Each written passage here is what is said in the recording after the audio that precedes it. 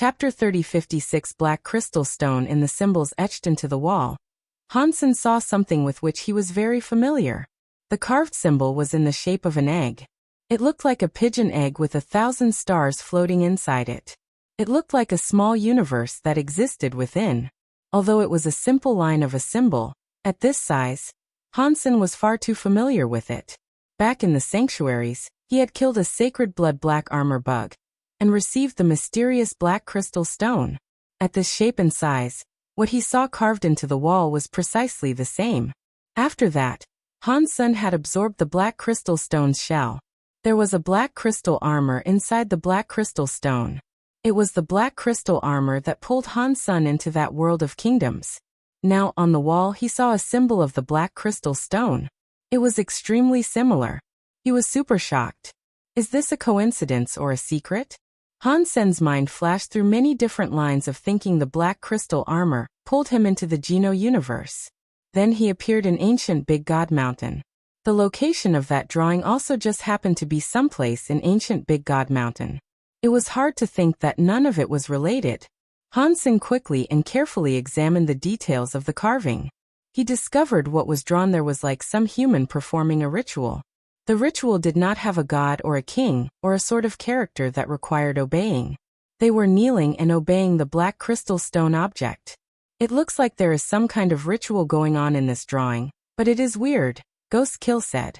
As far as I know, the 7 kingdoms believe in the god spirits. They just believe in different god spirits. I have never heard of a kingdom obeying an egg before. That should be a gene egg. If you don't know, then I most certainly won't, Hansen said. Inside he was actually thinking, is the black crystal body really a gene egg? Is it a gene race inside the black crystal armor? After thinking about it, that did not seem right. If the black crystal stone was really a gene egg, why would it run into the first sanctuary in the Alliance? Plus, the gene race power was different from the universal powers. If the black crystal stone really was a gene egg, it should have been repelled by the Geno universe. But it was different. The black crystal stone did not get repelled, and it was used to reinforce creatures. As the two of them kept on walking and observing the symbols across the walls. It was like they were checking out one long drawing. All of the drawings documented the entire process of a ritual. Countless humans were praying before the black crystal stone. In the end, humans were using their own blood to sacrifice themselves on the black crystal stone. Further ahead, the content of the carvings was even weirder. A character who was like an officer of the ritual was holding the black crystal stone. He threw the black crystal stone into a thing that looked like the entrance to a volcano. In the next drawing, at the entrance of the volcano, smoke was rising. People were praying before the smoke. Hansen and Ghost Kill wanted to find out what happened next. They hurried up and went forward. When they saw what happened next, they were given a massive surprise. The content near the end showed an outsider falling from the sky. It entered the entrance of the volcano. In the next drawing, that outsider was holding the black crystal stone as he escaped the entrance of the volcano. In the final picture, many angry humans were looking up at the sky. Then there were no more drawings. The carvings ended there. All of those depictions were very abstract. It was difficult to tell what exactly was trying to be drawn. One was not really able to figure out who was the one that stole the black crystal stone, but Hansen could not help but think of Qin Xiao. But that was just Hansen's idle thoughts at work. There was no proof that the one who stole the black crystal stone was Qin Xiao. Have you heard of a story like this before? Hansen was not very plugged into the history of this new universe. His knowledge was lacking, so he looked at Ghost Kill hoping to learn something useful from her. Ghost Kill was silent a moment before saying, I have never heard a story like this before. Perhaps the humans that obey the gene egg are humans from a smaller kingdom. Back in ancient times there were many smaller kingdoms. It was not always the case that there were 7 like now.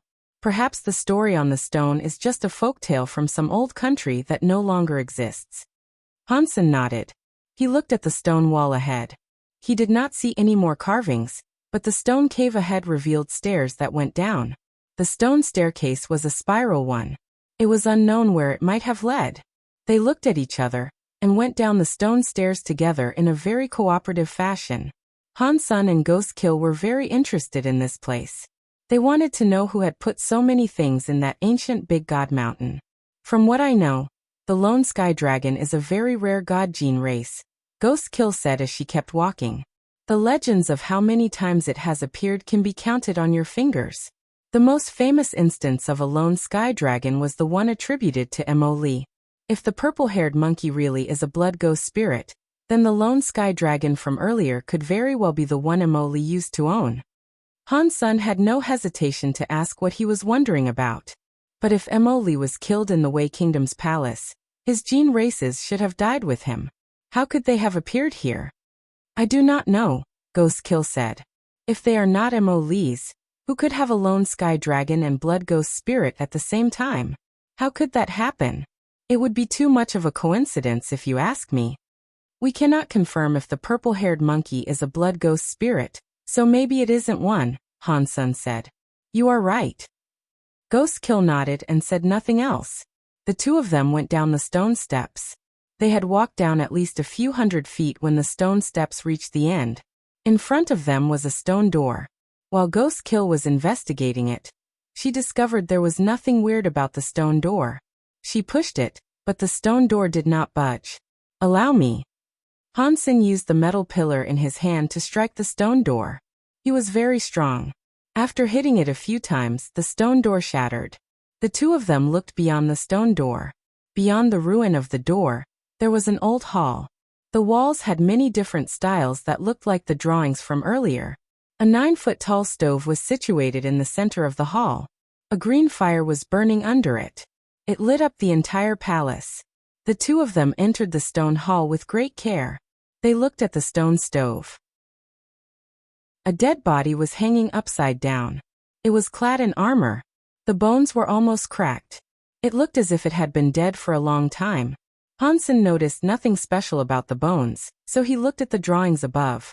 After having a look, he was given a fright. There was no text on the wall, just drawings. There was text inside the drawings. Han Sun was able to understand it. On top, it said the story of genes. Chapter 3057 Ancient version of the story of genes. The story of genes was different from the story of genes with which Han Sun had practiced. The language of the story of genes was far clearer. There were not many details. At the same time, it was quite deep. It was just like Han Sun reading the Dongxian Sutra in the past. One needed more profound knowledge of old languages to understand it on a greater level. If he had not already practiced with the story of genes, he probably would not have understood what the text on the wall meant. To speak clearly, the story of genes here was a version written in an ancient text. In the past, Han Sun had practiced with a version written in modern text. Although the descriptions were different, the content was similar, and did not have many differences. Weird. Wasn't the story of genes created by Qin Xiu and Han Yufei? Wasn't it composed by those two together? Why is there an older version? Han Sun thought this was very strange. Do you understand what is written up there? Ghost Kill asked. I can guess that it is some kind of weird skill, Han Sun replied. Ghost Kill shook her head. Most of this text is written in the common language of the universe, but the grammar is very old. It can probably be traced back to the original Star Era. What is the original Star Era? Han Sun asked with a frown. Ghost Kill looked at Han Sun strangely. You don't know about the original Star Era? I am not interested in history, Han Sun flippantly said. Ghost Kill did not say anything. She tried to explain. The blood pulses of the 7 kingdoms of the universe all came from the same planet. That planet was called the original star. Thus, that is why the era was dubbed the original Star Era. Original star was destroyed a long time ago. I do not know how many billions of years ago it was. Looking at the text on the wall, Ghost Kill went on to say, I have seen some information about the original Star Era. The text used here is similar to the text of that era. Han Sun was silent a moment before asking, Are you saying this is a leftover from that era? Ghost Kill shook her head. It shouldn't be. The original Star Era did not even have space travel. If so, how could things from that era come to another planet and be here on ancient Big God Mountain? Maybe the text is from the original Star Era, but someone copied it down here. I don't know who the master of this place is. Why did he make a stone temple in this place? Ghost Kill looked at the dead body. The two of them investigated the stone palace. There was nothing important to find. There were only the body and the stone stove they hadn't searched yet. If you are interested, why don't you examine it? Hansen asked with a laugh. He wanted to know who the master of the stone palace was. He wanted to know far more than Ghost Kill did, but he made sure to not show it. I would like to. Ghost Kill did not delay. She bent over and went to check the body. Suddenly, a purple light flashed. It was like a demon attacking Ghost Kill's back. That purple shadow was too fast. Neither Hansen nor Ghost Kill was able to react. Ghost Kill did not even have the time to turn around. Although Hansen reacted, his body was limited by that world. The faster he moved, the more pressure he felt. There was not enough time to rescue her. Hansen still saw it clearly. The purple shadow was the purple-haired monkey. The purple light of its body was spreading. It was like a purple light shadow. It went behind Ghost Kill to tie her up as it did to Ouyang Qiushan. It latched onto Ghost Kill's back, ready to dig into her head with its mouth. That chomp made Ghost Kill's body turn into black smoke. The purple monkey did not bite anything, and the black smoke moved away. Then it turned back into Ghost Kill's body. The purple-haired monkey made the noise of a baby crying. It turned into a purple shadow and ran at Ghost Kill again. The two of them fought. It was hard to tell who was going to win and who was going to lose. Hansen realized that Ghost Kill's power was greater than what Ouyang Qiushan had possessed. She exceeded him in battle experience and ability. She was far above Ouyang Qiushan. The purple-haired monkey had a weird and incredible power, but it was unable to hurt her. Ghost Kill could not do anything to harm the purple-haired monkey either. The two of them fought across the stone palace. They both seemed worried about something. Even the purple-haired monkey controlled its power to avoid damaging anything in the stone hall. Seeing Ghost Kill not being too pressured, Hansen walked over to the body. He put his hand on the armor and began to rummage around in the high hopes of finding something. The purple-haired monkey saw Hansen touch the dead body, and it screamed weirdly. It ignored Ghost Kill, bared its fangs, and launched itself at Han. Senator Hansen kept rummaging through the armor of the dead body while his other hand kept swinging the metal pillar. Who would have known that the purple-haired monkey would be wrapped around the metal pillar headed for Hansen like a snake? Hansen found something, but he did not have the time to take a look at what it was. He pocketed it and quickly fell back. In this world, it was like Hansen was always walking through waist-high water. The resistances against him were too much. No matter how fast he went, he could never go faster. Although he was already running fast, he still ended up being scratched by the purple-haired monkey. The clothes he wore were torn open, but the purple light of the sharp claws did not dig into his skin. Only a few red marks were drawn across his skin. Ghost Kill was shocked. Her eyes flashed twice. She flew over and detached the purple-haired monkey. Hansen was not fast, so it was hard for him to participate in this battle. He retreated a little. He looked at the item he had collected from the body's pocket. It was a leather notebook. The whole notebook was wrought in leather, but the pages were not made of paper.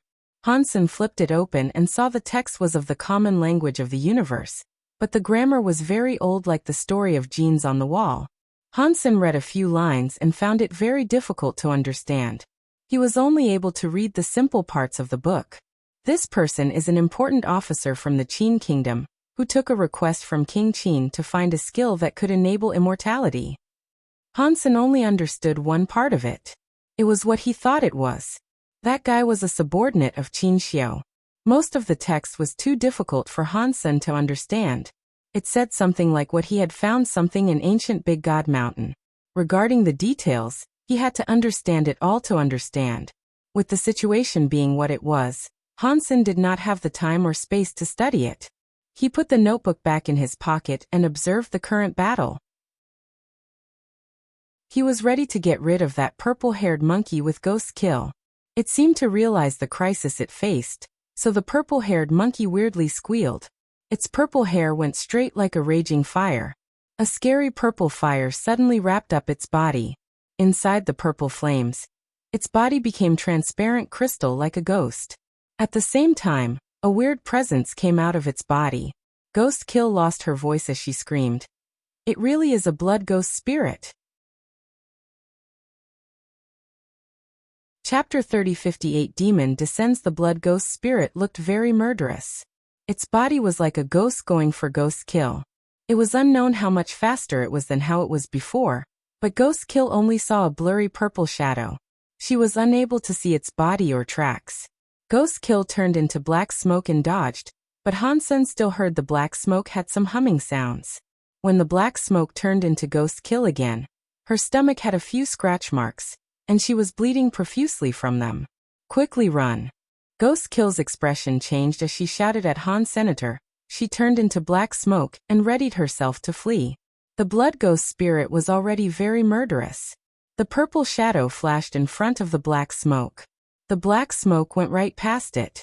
When Ghost Kill dropped out of the black smoke, her back displayed a few more bloody scratch marks.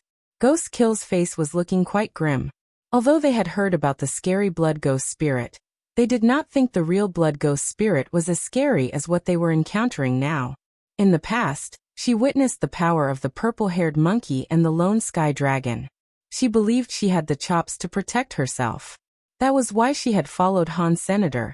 She was now starting to regret her decision to join him. No one would have thought that the blood ghost spirit was scarier than the lone sky dragon. They were only afraid that the gene race Emoli used to assassinate Wei's king was the famous lone sky dragon. But it had to have been the blood ghost spirit. It looks like I will have to expose myself.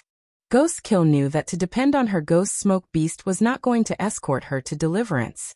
She wouldn't beat the blood ghost spirit by relying on that. She needed to combine with another gene race if she sought to live. If she did that, her plan to get close to Han Sun might completely fail. She had no time to worry about that now. Ghost Kill's heart jumped. She was going to summon her best gene race. It was called the Space Thunder God Eagle. She suddenly felt rather dizzy. Her body felt weak. She could not summon the big Space Thunder God Eagle. Why is this happening? Ghost Kill was shocked. She lowered her hands and discovered that the blood coming out from her stomach was turning purple. Purple air was spreading across her body. The god spirit blood pulse mark on her head was infected by the purple air. It had suddenly become bright and dark. It was hard to summon a gene race inside to combine with. It was too late when Ghost Kill noticed this. She did not know much about the blood ghost spirit. The legends never claimed much in detail either. Nobody knew the blood ghost spirit had such scary powers. If she knew this would have happened, she would not have waited until now to summon her favored gene race. The blood ghost spirit jumped at her again. It obviously wanted to kill her before dealing with Han Senator. Han Sun frowned. The metal pillar in his hand was swinging toward the blood ghost spirit. The blood ghost spirit turned and looked at Han Senator. A claw struck the top of the metal pillar. Hansen felt like there was some power coming from the metal pillar. The blood ghost spirit couldn't control its body and fell back. It hit the back of the stone wall. When the stone wall was hit, it shattered. The two of them cooperated to deal with the blood ghost spirit. Even so, they were not able to defeat it. That was especially true of Ghost Kill. She had kept incurring more wounds and was unable to keep up. It also led to the presence of more purple air claiming her. Her wounds were rapidly getting worse. She feared she was not going to last long. Although Han Sun was not injured, he was suppressed by the power of the world. He could not use all his strength. He was only able to get in some hits. I cannot allow things to keep going on like this. I have to force and rip up the power of this world. Hansen's vision became very still. His flesh and bone power kept exploding. He was going against the rules of the world. He had to tear up the rule powers of the world so he could use his normal, true power. But this would cost him a high price. It cost his body a lot of energy. His body power could not go against the world's power for an extended amount of time, and he could not get a resupply to recover what was lost. The most important thing about this was that Han Sun thought the world had god spirits and the Geno Hall. Qin Xiu went to the Geno universe, which made him an outsider. That was why he was picked on by the god spirits. Han Sen's body now had a little number of Qin Xiu's genes. He was not going to be repelled by the world completely. If he did not make a big move, perhaps the god spirits would not find out. Forcing himself to rip up the world's rule power would make way too much noise. If it attracted the god spirits, Hansen did not know what the consequence might be. He did not know if a sky full of god spirits would treat him the way they treated Qin Xiao. If a sky full of god spirits became his enemy, he would be in the same situation Qin Xiao was in the past. Now Hansen had no choice. He could only rip up the rules and restrictions imposed upon him by the world. He would do it so he could stop the blood ghost spirit. The power in Hansen's body kept rising and exploding. While his power exploded, the rules of the world's restriction power grew stronger. It limited the power he could use. Hansen felt like he was under the pressure of an ocean and 30,000 feet deep. Even if he gave a full power punch, he would have 30,000 feet of ocean water to contest with. When his power left the water, there would not be much left. He needed to split the water and break the waves. He punched a hole in the sea so his power could be used in that world. In this world, Hansen was only able to use one Jino art, which was the Xian Yellow Sutra. He guessed that the Xian Yellow Sutra worked normally because it originally belonged to this world. That was why Hansen guessed the universe of kingdoms was the evidence of the anti-material world. Although the Xian Yellow Sutra worked, his body was still being suppressed. Thus, running the Xian Yellow Sutra was not that useful unless he could completely tear out the restrictions imposed upon him by the world. While the Xian Yellow Sutra ran, strange red marks formed on Hansen's skin. They grew deeper and deeper like he was drunk. Blood was boiling in his body. Ghost Kill tried her best to fight the blood ghost spirit, but she was unable to compete against it. Her skin had been completely dominated by the purple air. Her god spirit blood pulse mark was completely overtaken by the purple air. God light was no longer visible. Ghost Kill was depressed. She knew she was not going to survive this. Her body was purple, and she was ravaged with claw lacerations. Her black clothes had been dyed purple as well. The blood ghost spirit jumped in front of Ghost Kill with claws about to slash her from top to bottom. The jade, hook-like claws were going to begin by digging into her head. Ghost Kill was no longer able to evade. She watched the blood ghost spirit's claw come for her head. She knew that with this attack, her head would be pierced through with 5 punctures. She was about to surely die. There was no way this was going to turn out differently. I can't believe Li Bingyu, who is one of the 9 leaders of Tao Palace, is to die here on this day. Li Bingyu said with a sigh in her heart. She closed her eyes and anticipated her death. Suddenly, behind the blood ghost spirit, a red flame blew up in the sky like a volcanic eruption. It dyed the whole of the stone palace red. Almost at the same time, Li Bingyu saw a strong body come behind the blood ghost spirit. It was burning with a red fire like a demon descending. Chapter 3059 Old friend. The blood ghost spirit noticed something was wrong. It twisted its body midair and looked behind itself. Just as it turned around, Hansen's burning blood-red flame fist was already striking its face. The blood ghost spirit's face was mangled by Hansen's hit. Its entire body spun like a cannonball fired from its barrel. It struck the stone wall behind Li Bingyu. The stone wall collapsed and buried the monkey below the rubble. Li Bingyu looked at Hansen, who was descending like a demon before her in shock. Her mouth was agape. She struggled to muster the slightest response.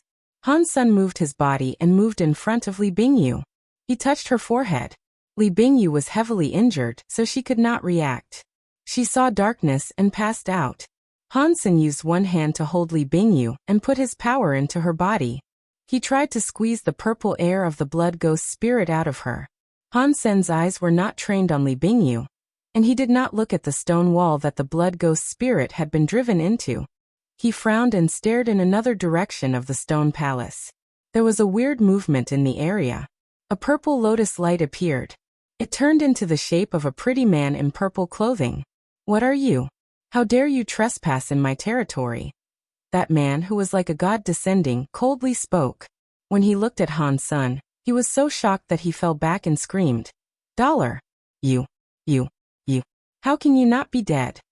Evil Lotus God, do you want me dead that badly?" Hansen looked at Evil Lotus God as if he was smiling, but he wasn't smiling. It also made him think. God spirits can appear in the universe of kingdoms.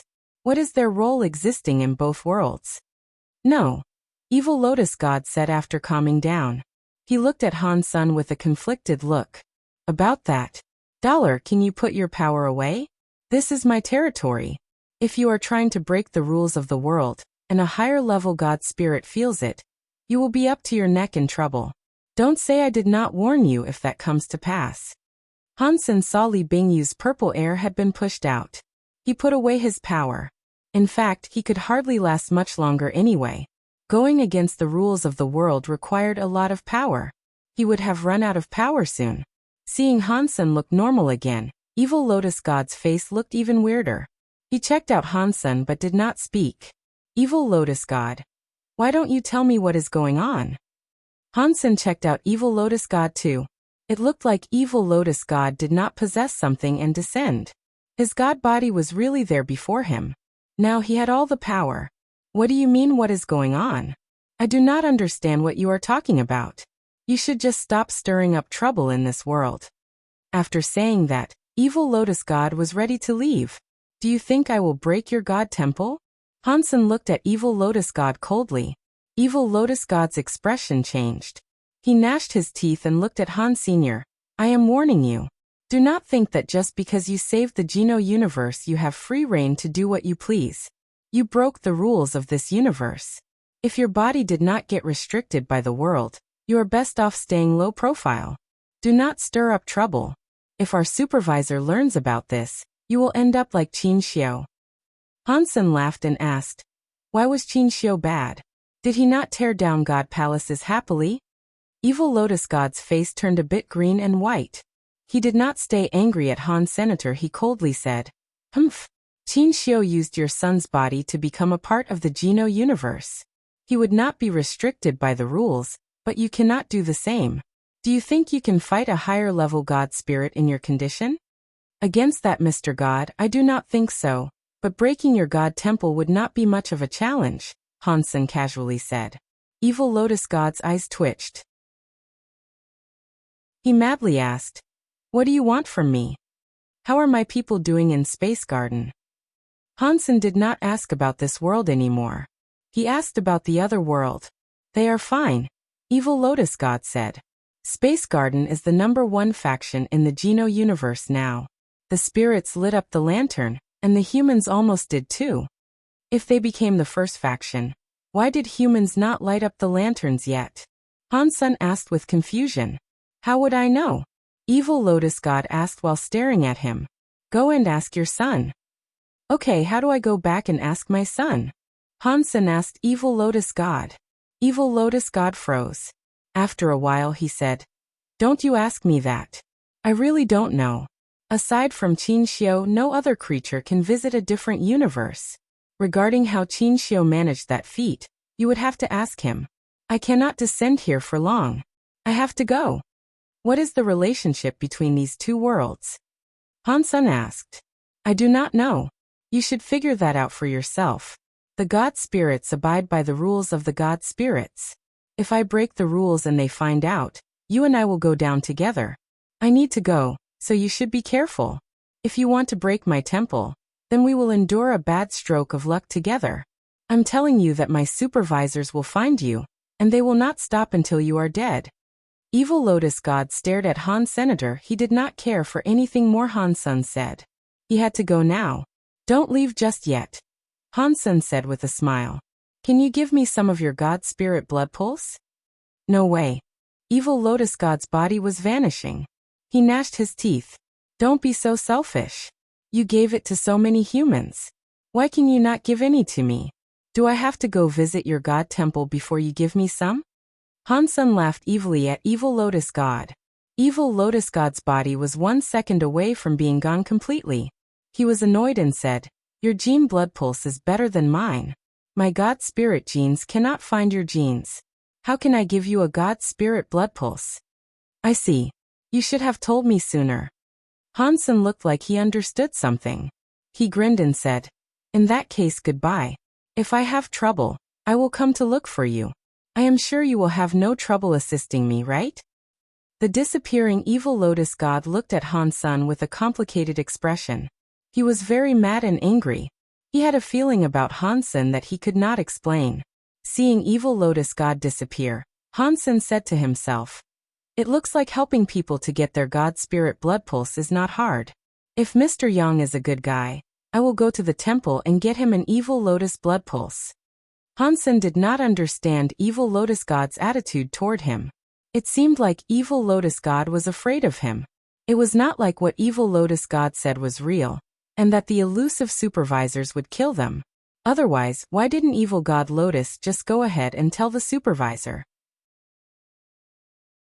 He did not have to risk blackmail by Senator Hansen thought. It looks like the god spirits in this world suffer from many rules and restrictions as well. I wonder how that Mr. God will treat me when he sees me again.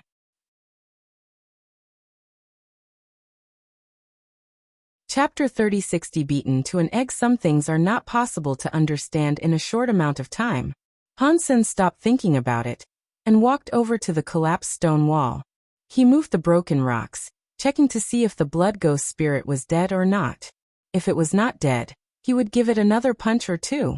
If it was dead, he wagered it would make a nice snack for Small Cat. Small Cat had eaten a lot of overbearing bug meat, but it had yet to fully recover its strength. Its body was still frail. It did not evolve yet either. It required more food. The moment Hansen removed the rubble of the rocks, he was surprised. There was no blood ghost spirit flesh. Instead, there was a fist-sized purple-colored gene egg that looked like the gene egg of a blood ghost spirit. No way. With one punch, it turned into the shape of a gene egg. Hansen was surprised, but he was happy. To the people of this universe of kingdoms, only gene eggs could be claimed with a god spirit blood pulse. The gene race that hatched could not be later claimed by a god spirit blood pulse. Even if he was able to claim it, he could only use it as a battle pet. He was not able to combine with it. Hansen's Xian Yellow Sutra turned the gene race back into gene egg mode. It meant that he could claim it again. That also meant there were many gene races that other people could not get. Hansen was now able to get adult gene races. He did not have to rely on luck or meandering around to find land pulses where the gene eggs resided. That is good stuff. I did not expect the Xian Yellow Sutra would be that useful in the universe of kingdoms. Hansen picked up the blood ghost spirit's gene egg. He felt rather cocky. Because he had the Xian Yellow Sutra's power, it was easy for him to become rich there. The prices of a gene race were far lower than a gene egg. Hansen just had to find some gene eggs. That way he could earn a dozen times more, perhaps even a few dozen times more. Using all of his power to cast the Xian Yellow Sutra had cost him too much strength. Striking a high-class gene race into a gene egg was difficult, but Hansen did not have to fight those high-level gene races. Even if he did not use power, just using the Xian Yellow Sutra to beat a king class or below gene race into an egg was not going to be difficult. It looks like I do not need to go to places like a land pulse and waste time that could be spent properly adventuring. I can just sell some gene eggs to raise Small Cat. Hansen's heart felt very relieved. Seeing Ghost Kill, who was still in a coma, Hansen did not bother waking her up. He opened the stone stove's lid, wanting to see if there was anything of value to be found inside. Once he opened the lid, the stone stove let out a very pleasant fragrance. Hansen thought, "Is there some holy medicine inside?" Qin Xiu sent him to go and find a way to bring him back to life. He was not here to make the medicine for resurrection, was he? Hansen put his head into the stone stove to take a look. He was shocked. The stone stove did not have the holy medicine he thought there would be, but it was not empty. Underneath the stone stove, there was a golden gene egg. It was the size of an ostrich egg. It was gold crystal and transparent. There was some gold light inside 0W. Inside this stone stove, there is a gene egg. I do not know how many years it has been cooking there for. It should be cooked by now though. This is perfect. I am a little bit hungry right now. Using this to fill me up should not be a bad idea. I wonder what a gene egg tastes like. Will it taste better than a bird egg? Hansen was speaking to himself as he picked up the gene egg from the stone stove. The gene egg was in his hands. Hansen felt the faint beat of a heart pulsating in the egg. He noticed the gene egg was not entirely cooked. There was still something inside it. I assume the level of this gene egg is not low. I should see if I can claim it. Hansen stroked the gene egg. He was feeling a bit troubled. Last time, Small Cat was the one that combined with him. Hansen knew he could combine with a gene race, but he did not know how to be like the humans of this world and absorb gene races. Hansen thought, if evil Lotus God said my gene blood pulse is stronger than his, it means his God spirit blood pulse would not work.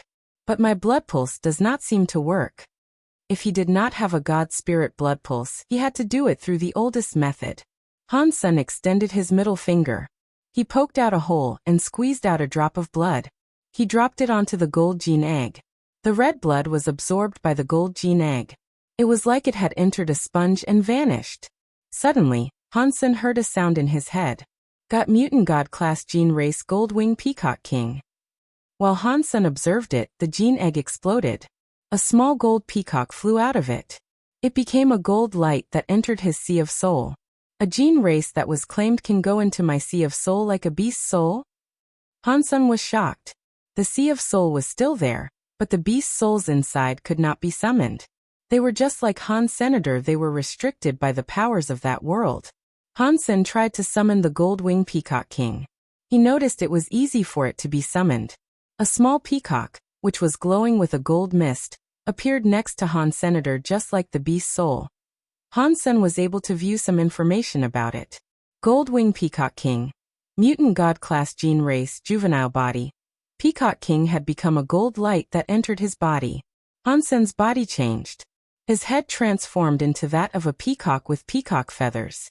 His back had gold feathered wings. Fortunately, my ass does not have peacock feathers. Hansen looked at his face. After combining with the Goldwing Peacock King, he sighed. Hansen's heart jumped.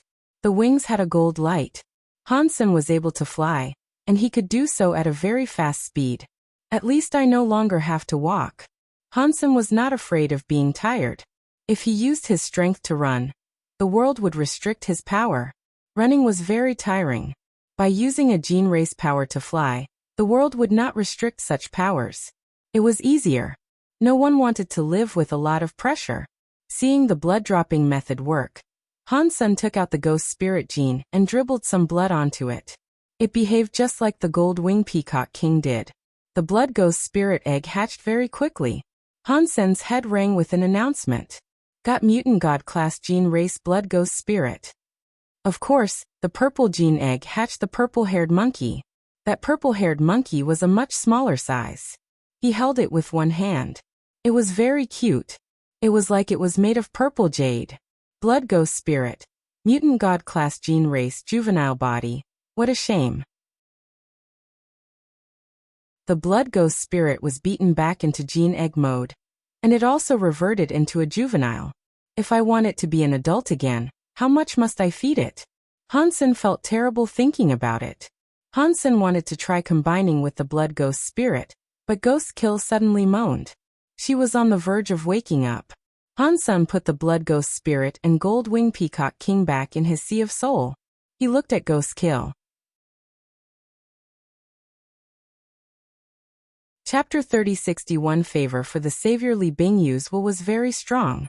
She awoke from her coma very quickly. The moment she opened her eyes, Li Bingyu saw Hansen's smiling face. She remembered what she saw before she passed out and immediately jumped from the ground. Staring at Hans Senator, Li Bingyu remembered Hansen had been wrapped up in a red fire. It was like a god spirit had descended. One punch sent the blood ghost spirit flying. She looked at Hans Senator at first, she was shocked, but now she was just confused. That confusion was now changing to a more complicated emotion. If this was really Ghost Kill, she would think Hansen was strong. She would not have been able to understand what being strong meant. Li Bingyu was different. Her real identity was one of the 9 leaders of Wu Wei Dao Palace. Her knowledge was much more extensive than Ghost Kill. A rare gene race like the blood ghost spirit had been punched once and sent flying by Hans Senator. Seeing the situation as it was now, the chance that the blood ghost spirit had been killed by Hansen was in the range of 80% to 100%. That was something the word strong could not describe. Even in Wu Wei Dao Palace, that kind of elite was very rare to see. A character who had that sort of frightening power but was not famous was very hard to believe. Hansen looked at Li Bingyu and asked, "Are you okay? Who are you for real?" Li Bingyu asked as she intensely stared at Han Sr. My name is Han Senator, do you not remember me? Oh no. Did you hit your head? Do you remember we followed peaceful to ancient Big God Mountain? Hansen kept speaking and using his fingers to touch Li Bingyu's forehead. He checked out her pupils, trying to confirm if her brain was rattled. Li Bingyu was angry. She smacked Hansen's hand away and coldly said, Stop making fun. If you were able to beat the blood ghost spirit, how are you a nobody? Furthermore, why did you make me unconscious? Hansen spread his hands and explained, I really am just a nobody. There is nothing I can do about that if you do not believe me. I only knocked you out to heal your wounds. It would have been very painful if you were awake. I was unable to numb your body, so I had no choice but to knock you out so you would not have to feel the intense pain. He looked sincere. Li Bingyu remembered she had been badly injured, and the blood ghost spirit's power had overwhelmed her body. It covered her god spirit blood pulse. Now the blood ghost spirit's body was no longer inside her. The wounds she had incurred were already healed. Clearly, Han Sun had helped her get rid of the powers of the blood ghost spirit. Where is the blood ghost spirit? Li Bingyu looked strange as she hovered around, unable to locate the body of the blood ghost spirit. He ran. Han Sun casually said as he stood up. If you are okay, then we should get out of here. Peaceful escaped, and we do not know what or where this hidden god pulse is. We should return to ancient god city first. Hang on. Seeing Han Sun turn to leave, Li Bingyu flashed and prohibited his departure. Her pretty eyes stared at Han Sr. What is going on? Han Sun smiled. Ghost Kill thought. Although things have not gone to plan, this is a good chance for me to get closer to him. I cannot let this opportunity slide. Thinking of this, Ghost Kill looked calm. She looked at Han Sun and slowly said, I, Ghost Kill, never want to owe someone anything. You saved my life, which means my life is yours. Why would I want your life? Han Sun laughed. It is up to you, but I do owe you my life, Ghost Kill seriously said. Then, how are you looking to pay me for it? Han Sun looked at Ghost Kill with interest. Ghost Kill did not think twice. She immediately said, From now on, I will follow you. If anyone seeks to do you harm, they can only do so over my dead body. I will save your life, no matter what the cost. There is no need for that trouble. People can't really pay back the life-saving thing. If you use your body with me, you won't have to die. So, why don't you just do that? Han Sun smiled and looked at Ghost Kill as he spoke. Ghost Kill's expression changed. She gnashed her teeth and said, You might have saved my life, but that does not mean you must humiliate me. Never mind. If you don't want to do that, then there is no point in you following me. Let's go our separate ways. Han Sun turned around and walked away. He did not want someone like Ghost Kill around him, so that was why he said what he had. Ghost Kill's expression kept changing. She gritted her teeth and followed. She did not say a word as she tailed him. Han Sun knew the lone sky dragon was still out on the prowl. He had exhausted a lot of power earlier. He did not have any more power left to break the world's rules as they stood. So he was not able to combat the lone sky dragon by himself. He had to find another way. The blood ghost spirit and the gold wing peacock king were stronger than the lone sky dragon, but they were just juveniles. They were unable to fight the lone sky dragon just yet. The stone palace was not very big. After having a mosey around, they were not able to find another exit. Li Bingyu crouched on the ground and investigated the dead body. She was unable to find anything. She figured Han Sun had probably searched it while she was unconscious. She just didn't know what it was he might have found. Han Sun buried the skeleton and said, There are no other exits. Do you have a way to walk around where the lone sky dragon roams? We need to avoid where the blood ghost spirit lies too if we are to get out of here. There is one way we can attempt. Li Bingyu pointed her finger. A mole-like gene race was summoned. Its body was twice as big as an ordinary mole. Its claws were like metal. This is a king-class land pulse mole. It has powerful digging and locator powers. Perhaps it can lead us out. While Li Bingyu was talking, the land pulse mole was already digging around the stone palace. Han Sun and Li Bingyu followed it. The land pulse mole kept digging the stone. Not long later, It dug a hole in the wall and started drilling. There was a cave in front of where it drilled. It was not just drilling aimlessly. They followed the landpulse mole for half a day before walking out of the cave above the surface. They were no longer in the Jade Lion Valley. Follow me. Li Bingyu scanned the environment and started going in a specific direction. Hansen was not interested in exploring ancient Big God Mountain. He just wanted to return to ancient God City. He wanted to do some research and figure out the contents of the book and see what he could find. Hansen had a feeling that the notebook had some very important information. Its secrets might have more information on how Qin Xiu had entered the universe. It was a shame the ancient language he used to know could not be used for the ancient language of this world. He needed some other information to figure out what the notebook said. Chapter 3062 Reverse Life Cycle. When they had almost left ancient Big God Mountain, Li Bingyu suddenly said, "If it was me, I would not go into town right now." "Why?" Hansen looked at Li Bingyu with interest. Ouyang Qiushan was killed in ancient Big God Mountain, Li Bingyu said. He was the only person who had a perfect God spirit blood pulse in the past few years. He was the Ouyang family's favorite child. The Ouyang family will not just let this slide. Are you saying the Ouyang family is going to lay the blame of his death on our feet? Hansen quietly asked. Someone will be held accountable for this, Li Bingyu said. Perhaps the Ouyang family might not do anything too peaceful, but it is hard to determine what might happen to the others. Their son died. They will probably do something to allay their anger. We didn't have a grudge with Ouyang Qiushan, and we did not offend him, Hansen said with a frown. Why would they want us dead? Li Bingyu coldly said. If a crown prince is murdered out there, the guards that were in charge of protecting him would all be killed. Does that make sense to you? Hansen laughed and said, I suppose you are right. In that case, where do you think I should go? You can go anywhere, just avoid ancient God City, Li Bingyu said. Don't go there again. In my opinion, you should leave the planet. Ouyang family members are only nobles in ancient God City. Once you have left this planet, the Ouyang family will no longer pose a threat to you. Do you think the Ouyang family is stronger than the blood ghost spirit? Hansen looked at Li Bingyu and blinked as he spoke. Regarding sheer power, the Ouyang family is not stronger than you, but the Ouyang family are nobles of the Qin kingdom. You, however, are a nobody in the Qin kingdom. If there is ever a conflict, even if you kill the Ouyang family, you'll have a lot of trouble in the Qin kingdom territories.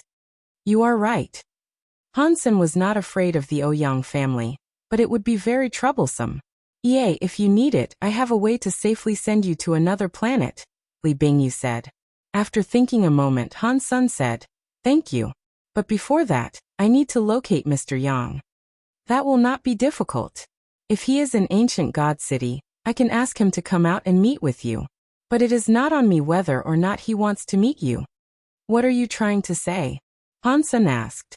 Li Bingyu looked at Hansen and said, If ordinary people have to choose between you and Dragon Song City's peace family, people will choose the latter option. If it was you, what would you do? No matter what, we must bring him back, Hansen coldly said. If we cannot do that, I will go back to the city myself to find him. Mr. Yang knew that Hansen had come out of a gene egg. He wanted an explanation as to how that came to be. Hansen was not going to just simply leave it alone. Fine, I understand. I will bring Mr. Yang back, Li Bingyu said.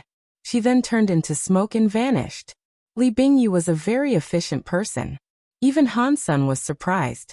She only took half the day to bring Mr. Yang back. Mister, you are safe. Mr. Yang was so happy to see Han Sr. I am planning to leave Ancient God Planet.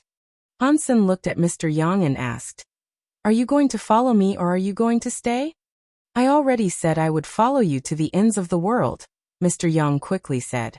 I will always go with you wherever. In that case, Ghost Kill, please arrange things. Hansen looked at Li Bingyu as he spoke. That will be no problem. Where do you want to go? Li Bingyu was happy. She thought, if he is going to the Qin Kingdom's capital, I can get closer to Crown Prince Qinbai. Let's go to Turin Planet, Hansen quietly said. Sure. Hearing that Hansen did not want to go to the Qin Kingdom's capital, Li Bingyu was disappointed. She did not say anything negative and simply agreed. Hansen's decision to go to Turin planet was not a random one. Legends claimed that the Big Qin Kingdom's Emperor Qin Xiu was born on Turin planet. It was Qin Xiu's home. Qin Xiu and Qin Wanner were alleged to have been born there, so Hansen thought it was worth scoping out. He hoped to find a lead there. Hansen and Mr. Yang operated beneath what Li Bingyu prepared. They reached an interstellar cargo ship with Li Bingyu. Traveling in space took a long time. Hansen found a chance to browse the internet. He had been researching the content of the notebook. After he had a deep session of research, the information he learned surprised him. Qin Xiu put Qin Wanner's body in a mysterious coffin and sealed her inside. It preserved her body, keeping her look the same way as the moment of her death. It prevented her corpse from rotting. Afterward, he waited for his chance to revive her. An important officer of the Qin kingdom was by Mo. Qin Xiu commanded him to find a skill that could resurrect the dead. He wanted to bring Qin Wanner back from the dead. Bai Mo tried many ways to accomplish it, but nothing worked. In the end he found some information. That information came from an old place in the original star. Many things were recorded and too surprising to believe. After Bai Mo shared his research, no one dared to believe what was written, but most of the parts really did exist. The notebook did not mention what it was, but there was a line that shocked Han Senator. Death was just another beginning. Bai Mo must have looked tense when he wrote that down. His handwriting looked different from how it was normally. It looked like a fast scrawl. It was easy to tell how excited he was. That sentence was something other people would not understand the meaning of. When Hansen saw the sentence, he was fairly confident of his guess. The content behind it tried to explain what it meant, which was that energy was forever. It would not disappear. It would just appear in different shapes. Humans and the creatures of the universe of kingdoms were energy. They would not disappear from the universe. When a human died, they continued with another life. According to Bai Mo's research, after a human died, they were born in another world. If they died in the other world, they would be born in the universe of kingdoms. Bai Mo called this energy-changing process reincarnation. It was unknown if it was a coincidence, but Bai Mo called the other world the anti-material world. If the creatures from the right world did not exist in the anti-material originally, they would be destroyed if they tried to cross over. The creatures between the two worlds always believed the opposing world was the anti-material world. This suggestion suited Han Senator. He had guessed this as well. There was something Hansen had yet to understand. What role did a god spirit play between these two worlds? The content in the back shocked Hansen even more when Bai Mo researched an old faction. He discovered that this old faction had a relic that opened a path to connect the two worlds. The crystal stone. Hansen saw the relic on the notebook. It was in the same shape as the black crystal stone. It was just like the one he saw on the cave wall.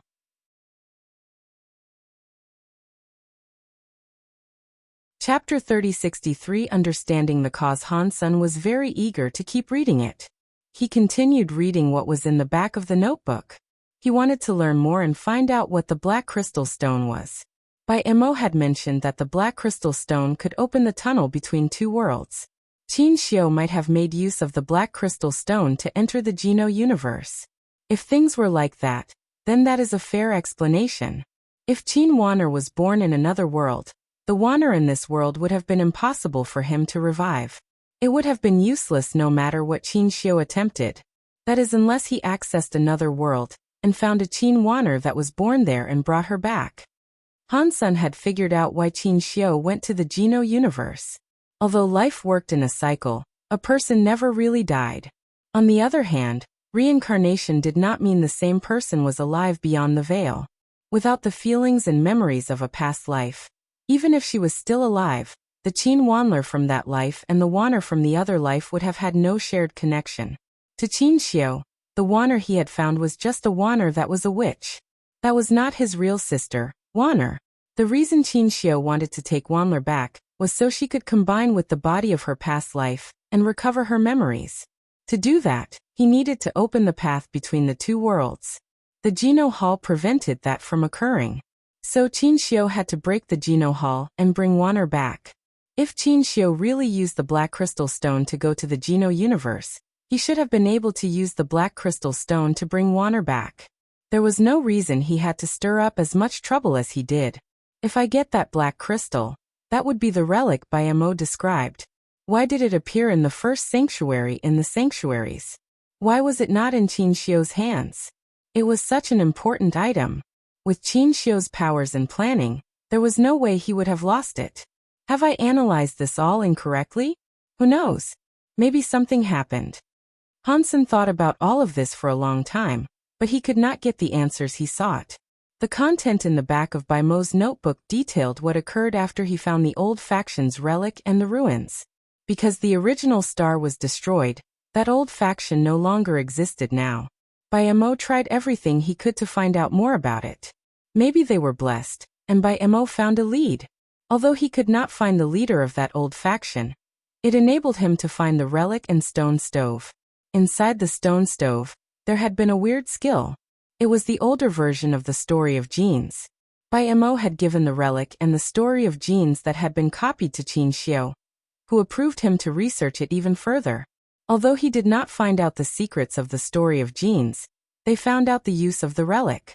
According to the notebook, in the end, Qin Xiu was an ancient big god mountain. He used the relic to enter Mo's anti-material world. It was the universe Hansen had been born in. After Qin Xiu left, Mo continued to research the story of genes, but it was very slow going with almost zero progress. The notebook ended there. Mo no longer wrote about himself, and he had not written anything about why the stone stove contained the egg of a gold-winged peacock. Regarding Mo Li's two gene races, whether their presence there was a coincidence or not, it was still a mystery that Hansen was unable to shine a light on. This is very bad. Qin Xiu used the Black Crystal Stone to reach the Geno universe. Although the Black Crystal Stone turned into a black crystal armor in my Sea of Soul, that was beyond my control. It pulled me here, so using it to take me back is likely impossible. Hansen stared into the Sea of Soul and observed the black crystal armor. It was unmoving, just hanging where it always was. Although he felt the black crystal armor, because he practiced the story of genes, it made him have a special connection to the black crystal armor. Boss, what do you want? Say something. I am a man with a wife and kids. I want to go and see her. Give me a holiday. Let me go home for 2 days or perhaps even just 1 day. Hansen whispered to the black crystal armor. He was almost kneeling, but the black crystal armor did not react. It was still dead, lying where it was. If he was able to drag the black crystal armor out of him, Hansen would do just that and beat up the black crystal armor with all his might. But he was unable to control the black crystal armor. Mo's notebook said the relic can fasten the evolution of a gene race. It enables the juveniles to level up fast. In a very short amount of time, it can become an adult. It is even possible to accelerate their development into an ultimate mode. It can also make a low-rank gene race mutate into a higher rank. This function is similar to the Black Crystal Stone in the sanctuaries. Now it is a set of armor. Those abilities are useless now. After thinking about that, Hansen's eyes opened wide. An evil smile crossed his lips. You broken piece of armor. You are trying to trick me. Do you think I cannot deal with you? Hansen's eyes looked bright. He was making commands to the gold-winged Peacock King in the Sea of Souls. After the gold-winged Peacock King received Hansen's command, it made a very light scream. It flapped its wings and flew over to the black crystal armor. It opened its bird beak. Its maw suddenly grew bigger. It swallowed the black crystal armor. Let's see how long you can stay there for. If possible, try not to make a sound, Hansen madly thought. He watched the gold-winged Peacock King, which had just eaten the black crystal armor. Suddenly, Hansen saw the gold-winged Peacock King glow with gold light. Some light came out of its body. It was like silk. It wrapped up his body and quickly formed a giant golden egg. It trapped him inside. By this time, Hansen had researched the information of quite a few gene races. He knew this gold-winged peacock was becoming an adult. Does the black crystal stone's function still work? Hansen had a weird look on his face. He thought the black crystal armor would fight back, but it did not fight back in the least. It let the gold-winged peacock king use its powers to transform.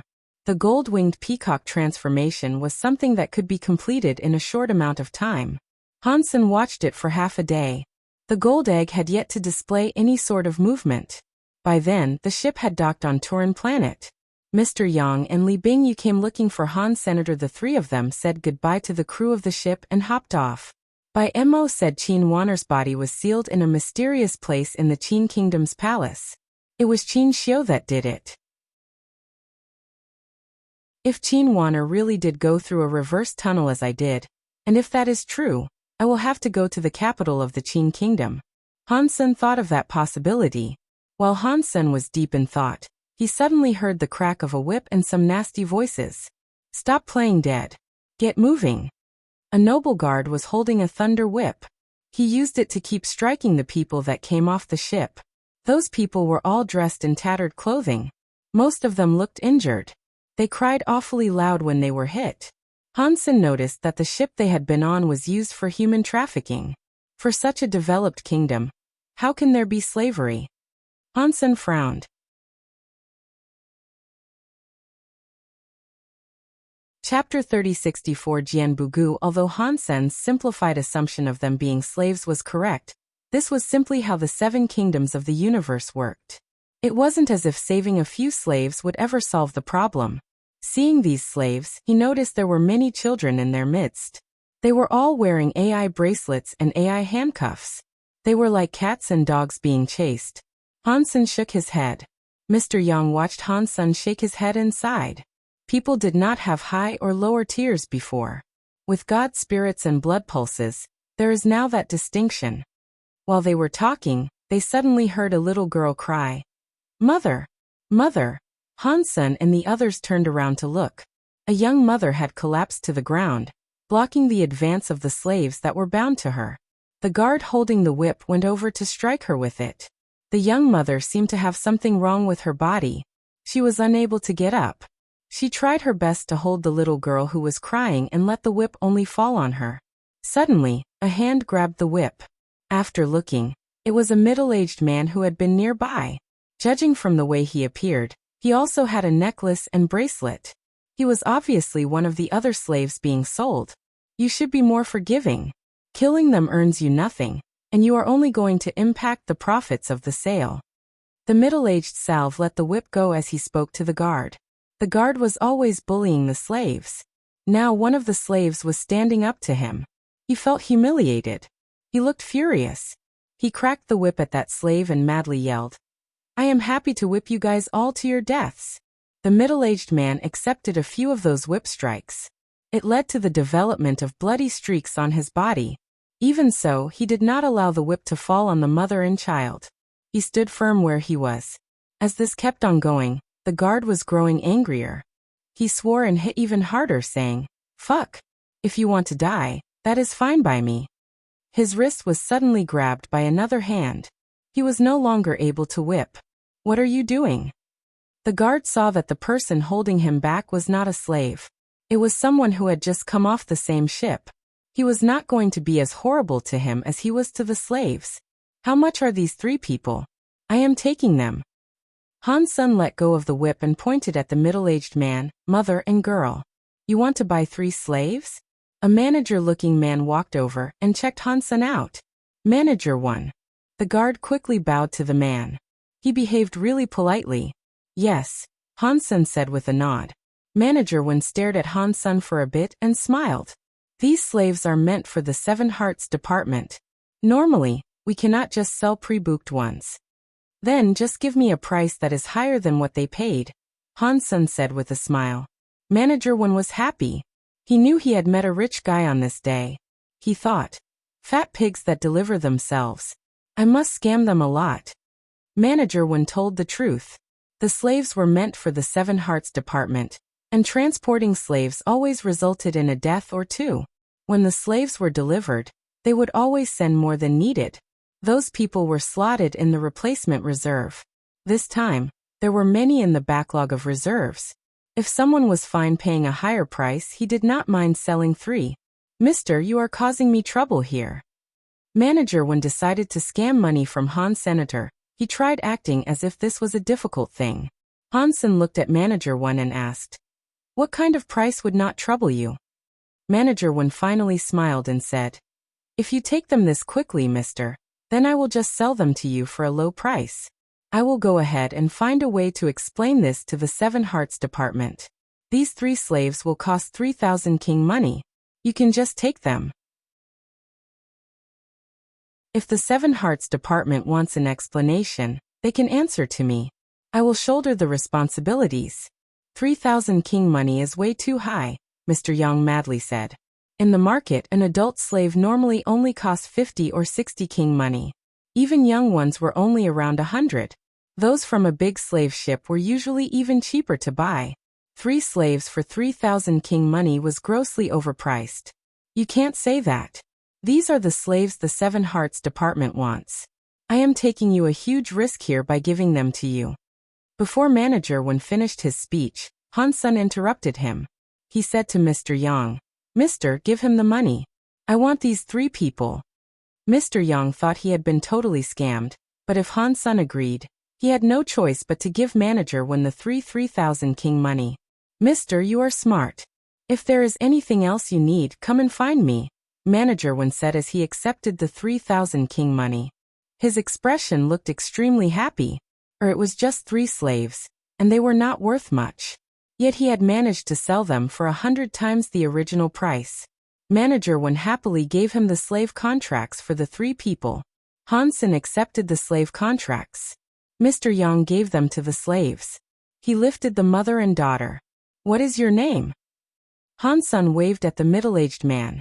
"Thank you for saving me. My name is Jianbugu." The middle-aged man waved back. After hearing the name, everybody was a bit shocked. After their reactions were done, the guard who had been hitting the slaves looked disdained and said, "You are a slave, yet your name is Jianbugu. Are you not afraid someone will cut your head off?" The other people laughed and said, "This slave's name is very bold. He uses the same name as the tutor of the Big Qin Kingdom's King Jianbugu. It is a shame you have the same name but live a totally different life. One is a famous king tutor in the Qin Kingdom, and one is a cheap slave." Manager 1 thought it was funny. A slave's name is Jianbugu. If he can sell for 3,000 king money, I do not care what he is called. He can even call himself Sky God. While everyone was talking, Hansen understood what Jianbugu's name was. The king's tutor was one of the 3 main officers. When the king was too young or no one was in charge, he would assert stewardship over the kingdom. Jianbugu was not just a king's tutor. He was the first swordsman of the Qin Kingdom. 10 years ago, Jianbugu quit. No one had heard about him for a long time. No one would have thought that the slave in front of them was the first swordsman of the Qin Kingdom, Jianbugu. Hansen did not know if he was the real Jianbugu. He had never heard his name before, but he could tell that the man was special. He was quiet, and not everyone had that aura about them. Li Bingyu examined Jianbugu. She did not believe Jianbugu had become a slave, but she did think this slave looked rather familiar. Although Li Bingyu had never met Jianbugu, there were paintings of Jianbugu in Wuwei Dao Palace. That middle-aged man looked a little older than the person in the Jianbugu paintings. He did not emanate the superior feeling of the Jianbugu from the paintings. When she looked closely, the eyebrows looked rather similar.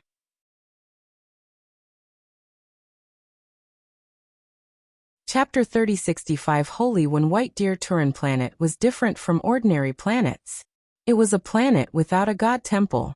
Without a god temple, there were no cities to be built around the absent god temple. Thus, planet Turin was a very rare planet with multiple cities. On Turin there were a few hundred smaller cities. On the largest pier of the city, Spirit Light City, Hansen, Mr. Yang, Ghost Kill, Jianbugu, and the mother and daughter walked along the streets. "You do not have to do this, mister.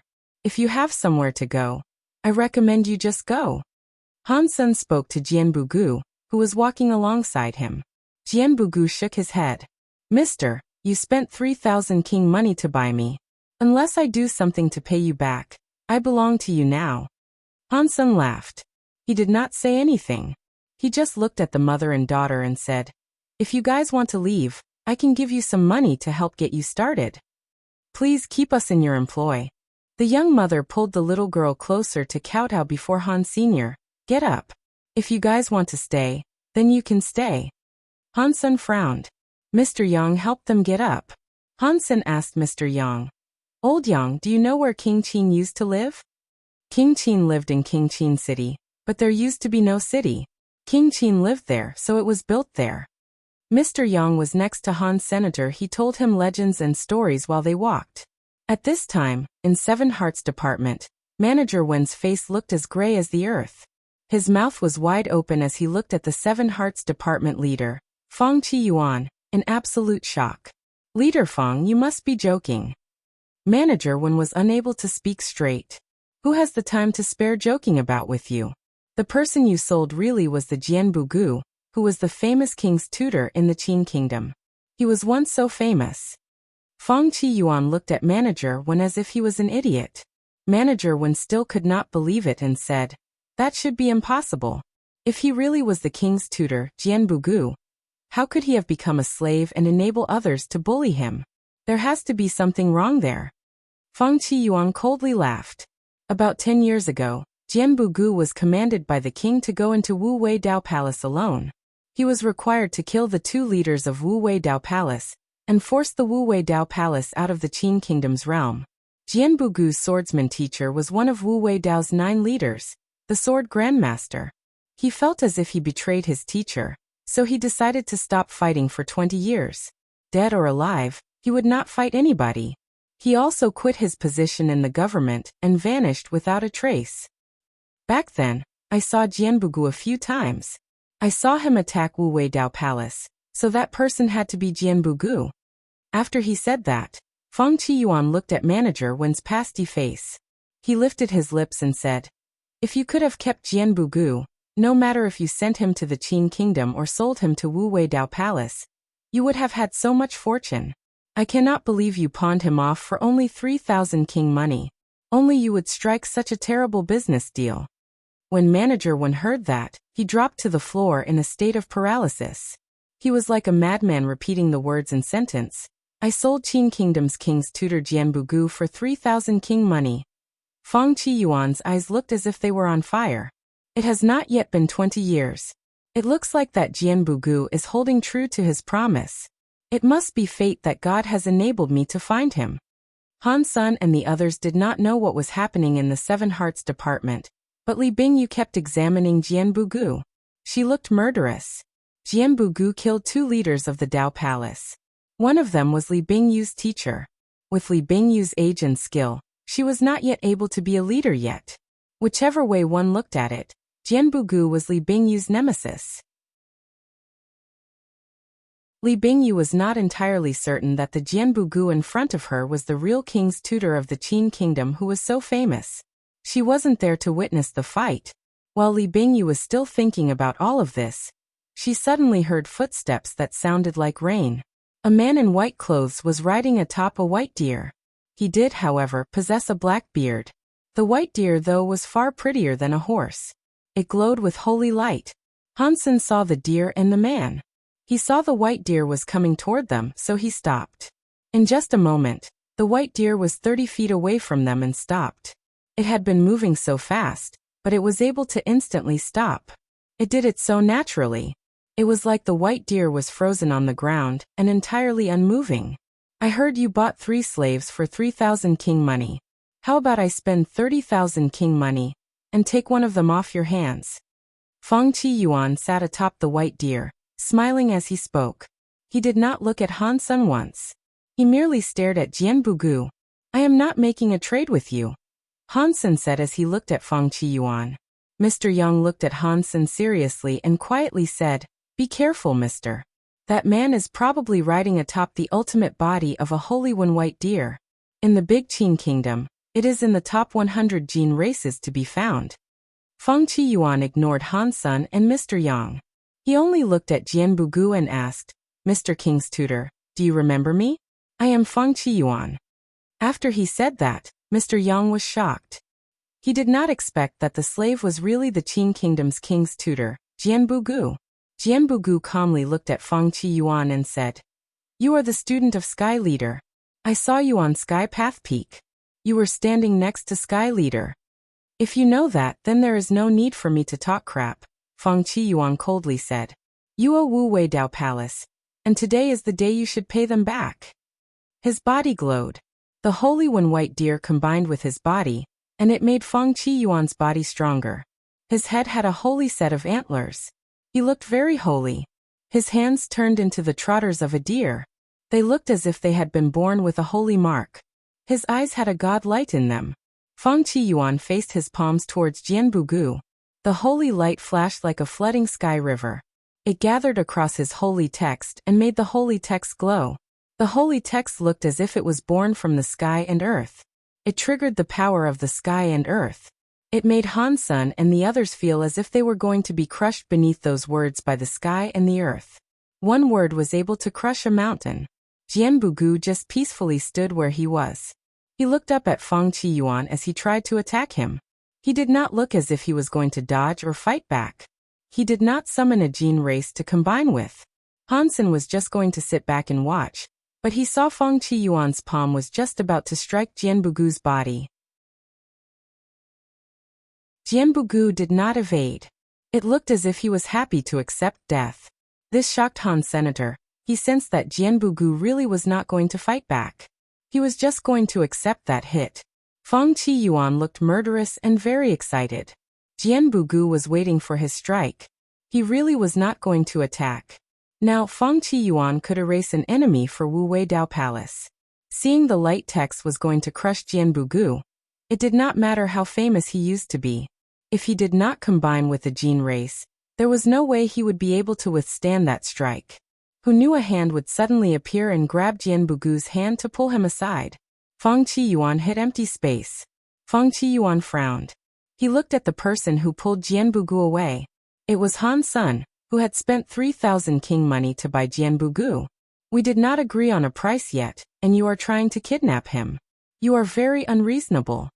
Han Sen smiled at Feng Qiyuan.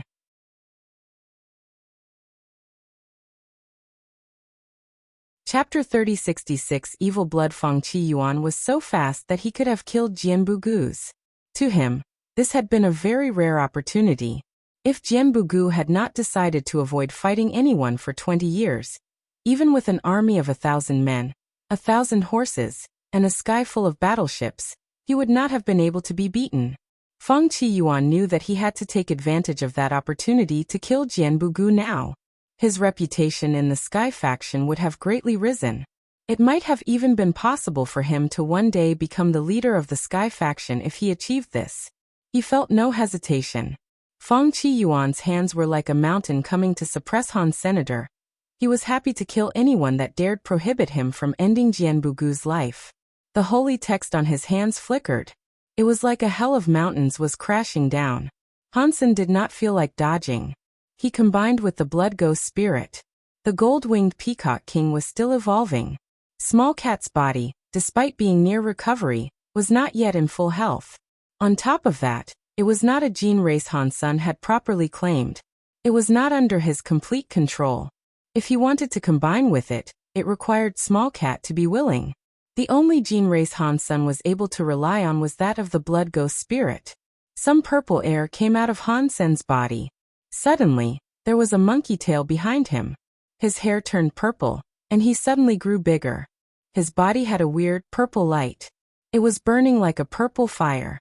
It made Han Sen's skin and hair look like a purple amethyst. Successfully combined with the blood ghost spirit. Got gene to combine skill evil blood. Han Sen did not know what evil blood was. He felt as if some weird power surged through his innards. It followed his movements, trailing his punch. Pang! Han Sen's burning purple flame fist struck Feng Qiyuan's mountain text. It resulted in an explosion. Han Sen stood his ground and did not move. The mountain text was broken by his fist. His fist did not stop there. It kept going for Feng Qiyuan's hand. His hand, which looked like the trotter of a deer, was broken. It flew away and crushed a mountain. Blurred. Feng Qiyuan forced himself off of the ground. His holy light flickered as blood seeped out of his mouth. He stared at Han Sen and Jianbugu and said, I thought Jianbugu was not afraid of death. You said you were going to keep the 20-year promise, but you are just a liar who tricks everybody. You said you would keep that oath and for 20 years and sever a connection to the Qin kingdom. In fact, you have high-level people from the Qin kingdom to protect you. Very good King Qin King's tutor Jianbugu.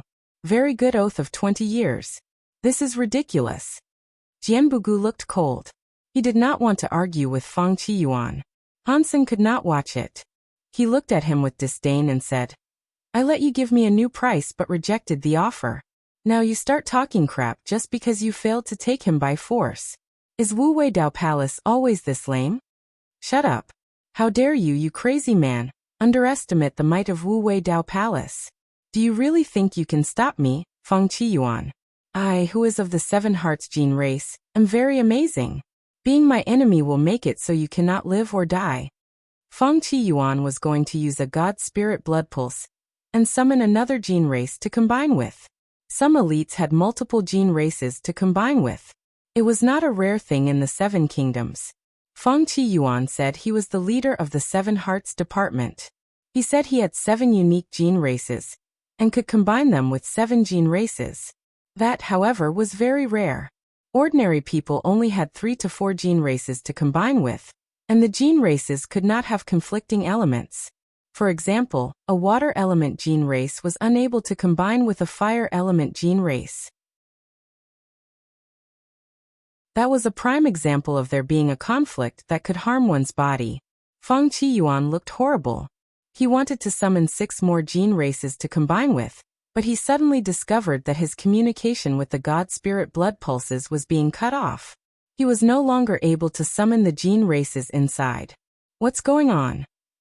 Feng Qiyuan was in shock.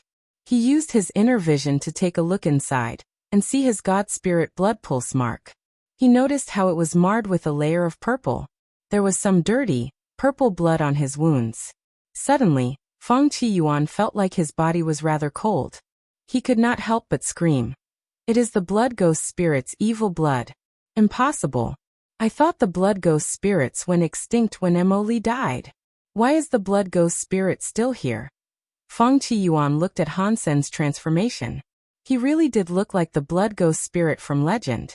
He was that special gene race that accompanied an assassin to kill a king by himself. What did you say? Hansen smiled at Feng Qiyuan. Feng Qiyuan's body trembled. He turned around and ran away. He was only able to combine with the Holy One White Deer. If that was so, he knew he could not defeat Hansen in that condition. If he did not run, he was going to die right then and there. Damn it! I should have guessed that. There is no way Jianbugu actually had a death wish. Feng Qiyuan's heart cursed him profusely. You pretend to be a hard lad but then run off. Yet you have the audacity to think I am the lame one. Hansen coldly grunted. He used the metal pillar and aimed at Feng Qiyuan. He thrust the end of the metal pillar and had it fly at Feng Qiyuan like a missile. Hansen's power was so strong that the metal pillar reached Feng Qiyuan's back in a second. Hearing that scary, break space sound, Feng Qiyuan felt as if his heart had been tricked. He gathered up power and turned around. He used his fist to repel the metal pillar. There was a very loud noise. Feng Qiyuan felt as if his fist was going to break. A strong power came before his chest. He was hit. He coughed up blood as he fell to the ground and cleaved a deep trench in the ground below. Feng Qiyuan wanted to jump, but he saw Hansen was smiling in front of him. He was staring at him. Since when did the Qin kingdom have a scary young man like this? Feng Qiyuan regretted his actions. He had been spying on the Qin kingdom for over 10 years. He thought he knew about all the elites of the Qin kingdom. He never thought someone as powerful as Hansen existed. In his memory, the Qin kingdom did not have an elite like that. It was too late for him to regret things now. Hansen smiled at Feng Qiyuan as he asked, Your name is Feng Qiyuan, right? Kill me if that's what you want to do. Don't waste my time with talk. Feng Qiyuan knew he was going to die. After all, his opponent had the very powerful gene race blood ghost spirit. He thought he had a relation with Emoli. Perhaps they had been assassins that conspired together. Escaping people like that was too difficult. Plus, he had been hit by evil blood. He was unable to summon a gene race and heavily injured. There was no way for him to run. Dying is easy. I only need to wiggle my finger to kill you 100 times over. If you want to live, I can make that happen. Han Sen was not mad as he spoke to Feng Qiyuan. Do you want me to betray Wu Wei Dao Palace? Impossible. Feng Qiyuan stood his ground on that matter. I am not from the Qin kingdom, so your betrayal of Wu Wei Dao Palace does not benefit me, Han Sen said. What do you mean? Feng Qiyuan was frozen. He thought Han Sen was an elite that belonged to the Qin kingdom and was assigned to protect Jianbugu. Now Han Sen was saying he was not from the Qin kingdom. He did not know what to think anymore. You can easily keep your life, Han Sen said with a laugh. I quite like your holy one, white deer. I need a mount. If you give it to me, I will let you live. You cannot trick me. You want to take my gene race and kill me after. You are a liar. Feng Qiyuan did not believe Han Sr. I told you I am a normal businessman with standards. I have no relationship with that man. I just bought him on a whim. If you gave me a fair price, I would have sold him. There was no need for any of this fighting. You did not believe me then, and you still don't believe me. It is hard for me to resist the urge to kill you. Han Sen sighed and walked up to Feng Qiyuan. I did not want to murder you. If you want to die so badly, I guess I will have to help you out. Seeing Han Sen approach, Feng Qiyuan quickly shouted, Hold on. I will give you the Holy One, white deer. But will you really spare my life? Upon hearing that, Li Bingyu looked grim. She was one of the leaders of Wu Wei Dao Palace. She was not happy to see one of her friends look like such a wimp. Fortunately, she was wearing a mask, so no one saw her face.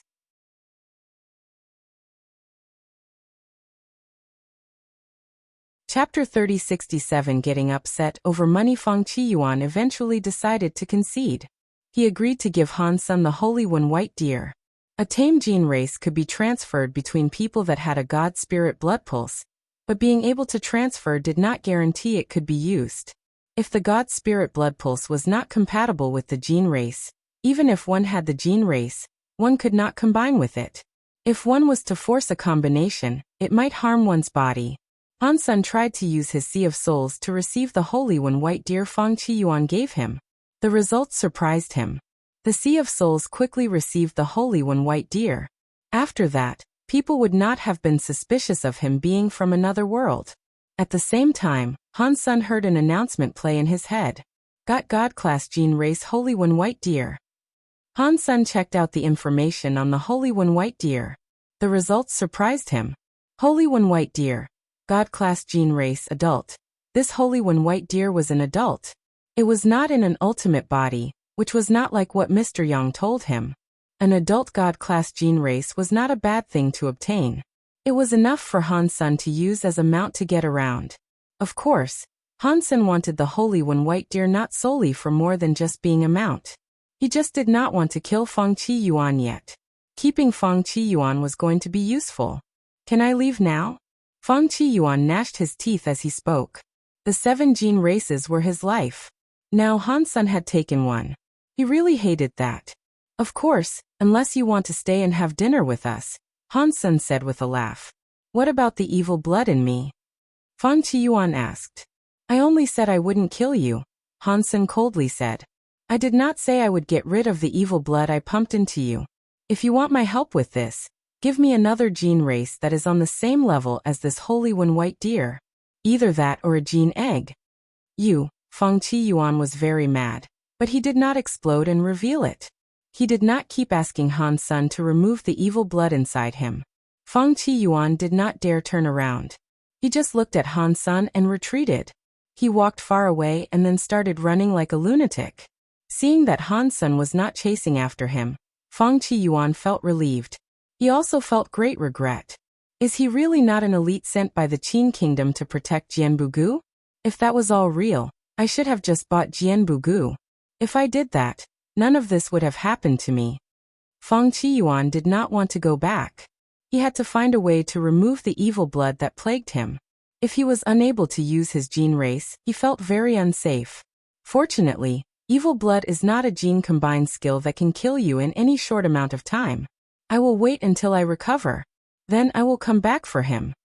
Feng Qiyuan madly looked at Han Sen and the other people. He continued running away in a hurry. Han Sen summoned the Holy One White Deer out. He saw a very strong, holy-looking white deer appear before him. The deer's antlers looked like crystal and jade. The Holy One White Deer was a little bigger than a horse. 2 or 3 people were easily able to sit on it. Old Yang and you two, the mother and daughter, can sit on the Holy One White Deer. Han Sen wanted to travel faster, but 3 of them were commoners who did not have a gene race. They walked way too slowly, but Mr. Yang, the mother and daughter, would not dare sit atop the Holy One White Deer. Mr. Yang said, "Mister, you should be the one to sit on it. A master should never walk while the subordinates ride. If people saw that, they would think we were very rude subordinates." Han Sen tried to convince them otherwise, but he failed. He stopped talking and hopped on it. He spoke to the little girl, Yu Yu, and her mother, Jiangshi, and said, "Allow Yu Yu to sit with me. Otherwise, you guys are too slow, and I cannot wait that long." Jiangshi nodded and lifted Yu Yu onto the back of the white deer. Yu Yu was only 3 or 4 years old. She had a chicken's heart. Han Sen put her in his arms, but her body kept shaking. She was shaking like a little cat. Because Mr. Yang and Jiangshi could not walk fast. Even though Han Sen had a great mount, they traveled slowly. Li Bingyu summoned a gene race that looked like a black wolf. She rode next to Han Sen but felt a flurry of mixed emotions. Li Bingyu thought, "What is going on? Why would Han Sen have that blood ghost spirit?" Inside the stone palace, was there a blood ghost spirit gene egg? She would have never thought that Han Sen had actually managed to punch the adult blood ghost spirit back into being an egg. The few of them reached Qin King City. They traveled to Qin Xiu's old house, but Han Sen was disappointed. That place had become a modern-day tourist spot. It had nothing to do with the real Qin Xiu and his sister. The buildings had obviously not been built during the time Qin Xiu was alive. Qin Xiu's era was too long ago. The buildings were probably only 1,000 years old. They could not have been from when Qin Xiu was alive. That trip to Turin Planet ended up disappointing Han Senator. He was unable to find out anything about Qin Xiu. And he did not find anything out about Qin Wan'er either. It looks like I have to go to the Qin Kingdom's capital. Now, that is the only place where I can likely find a lead. Han Sen traveled around that city for a few days before deciding to go to the Qin Kingdom's capital next. Han Sen was most depressed about the fact that he did not have enough money to buy or charter a ship. They had been spending all of Mr. Yang's savings, and Mr. Yang was not a rich man. They sold some gene eggs, but the money was almost all gone. Jianbugu, Jianshi, and Yu Yu were so poor that they had nothing to contribute. Han Sen borrowed some money off Ghost Kill to pay their travel expenses. They stepped onto an airship that would take them to the Qin Kingdom's capital. Han Sen thought, after going to the Qin Kingdom's capital, we will have to spend a lot more money. I do not know when I will next find the lead I am looking for, but I cannot keep borrowing money. He wanted to know how he could rake in the big bucks to do well in the Qin Kingdom. He wouldn't be able to achieve anything without a lot of money. Killing gene races or finding gene eggs was the fastest way to earn money, but Han Sen was not interested in doing that. To him, it was a waste of time. Han Sen kept on thinking. He decided that once he reached the Qin Kingdom's capital, he would open a shop that sold gene eggs. With the power of the Xian Yellow Sutra, he was likely to earn quite a bit of money. Feng Qiyuan had such power, and the Qin Kingdom Palace has more elites. With my current situation, forcing my way into the palace to find Qin Wanler's body will likely be impossible. I will have to sneak in. The first thing Han Sen thought of was Qin Bai, the leader's stupid son. Han Sen gave up on the idea to look for Qin Bai. If Qin Bai was a king, perhaps it would have been worth asking him. Qin Bai was just a crown prince.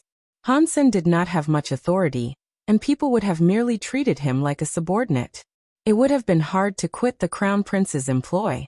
Let's just open a shop to have some comfy days where I can sketch this out properly. Although Han Sen was in a rush, it was something he knew he had to take his time with.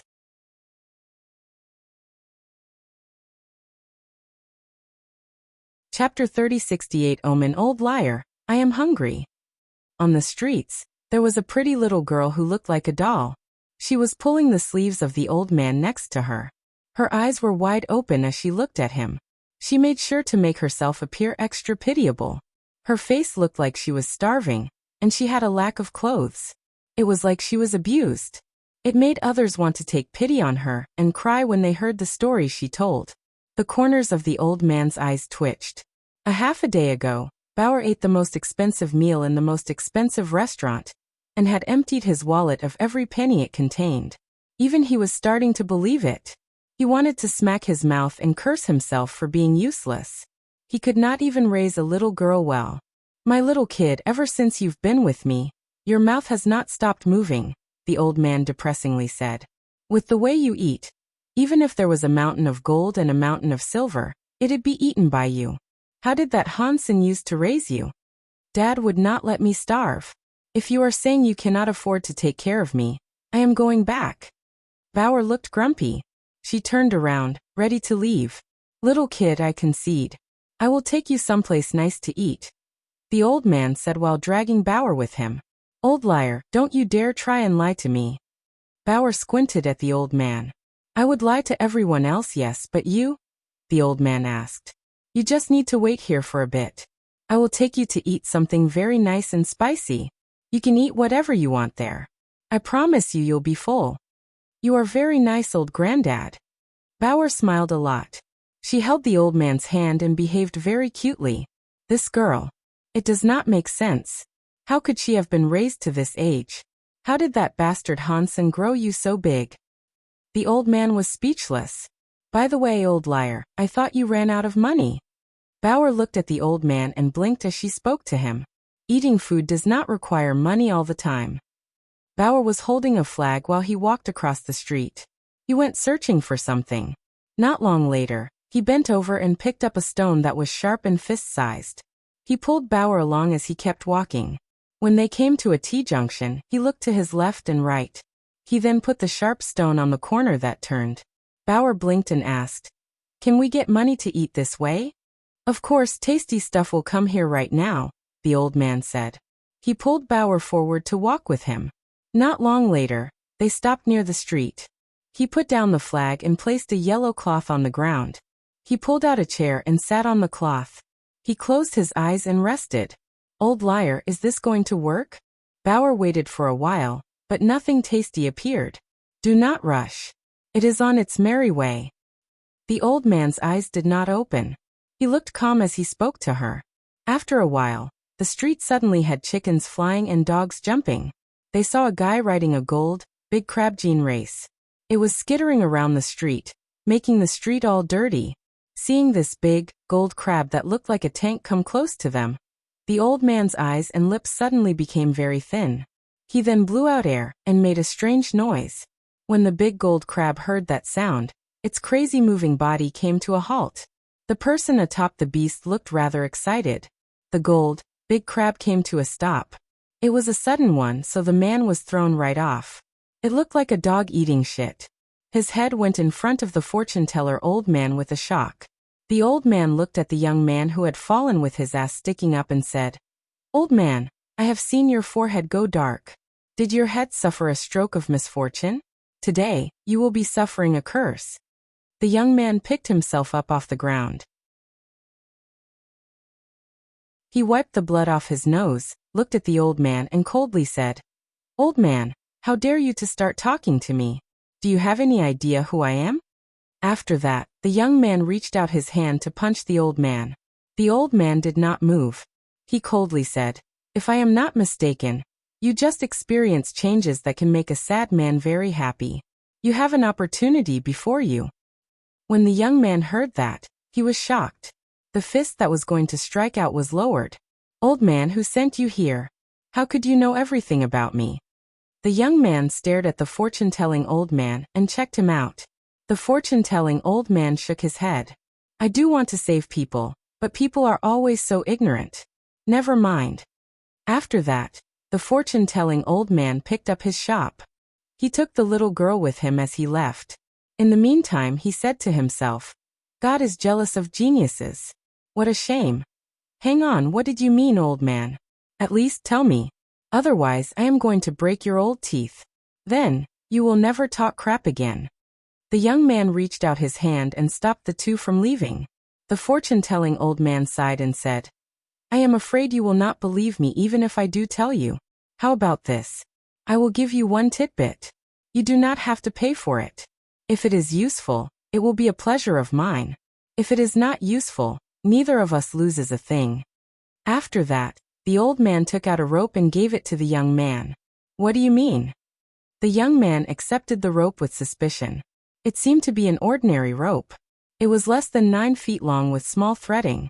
If it was not for the fortune-telling man telling him what happened, with that young man's attitude, he would have hanged the old man with the rope.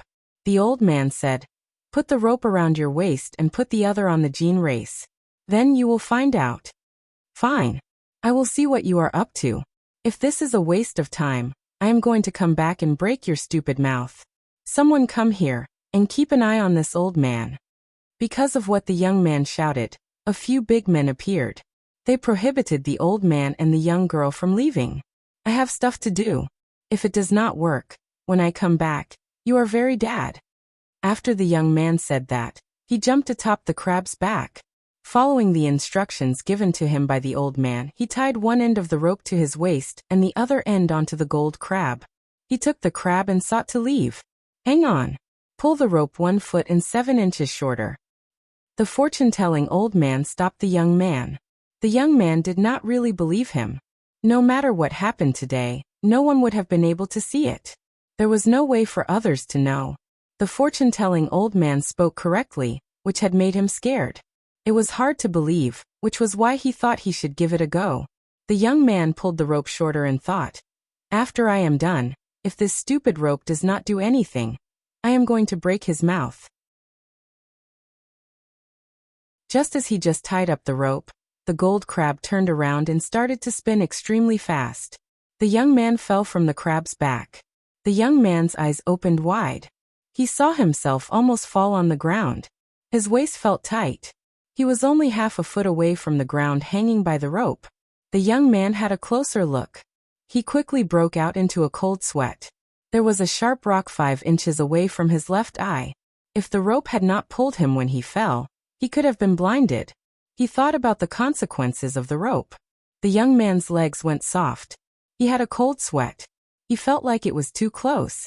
A few young men surrounded the old man and girl. Many people saw this.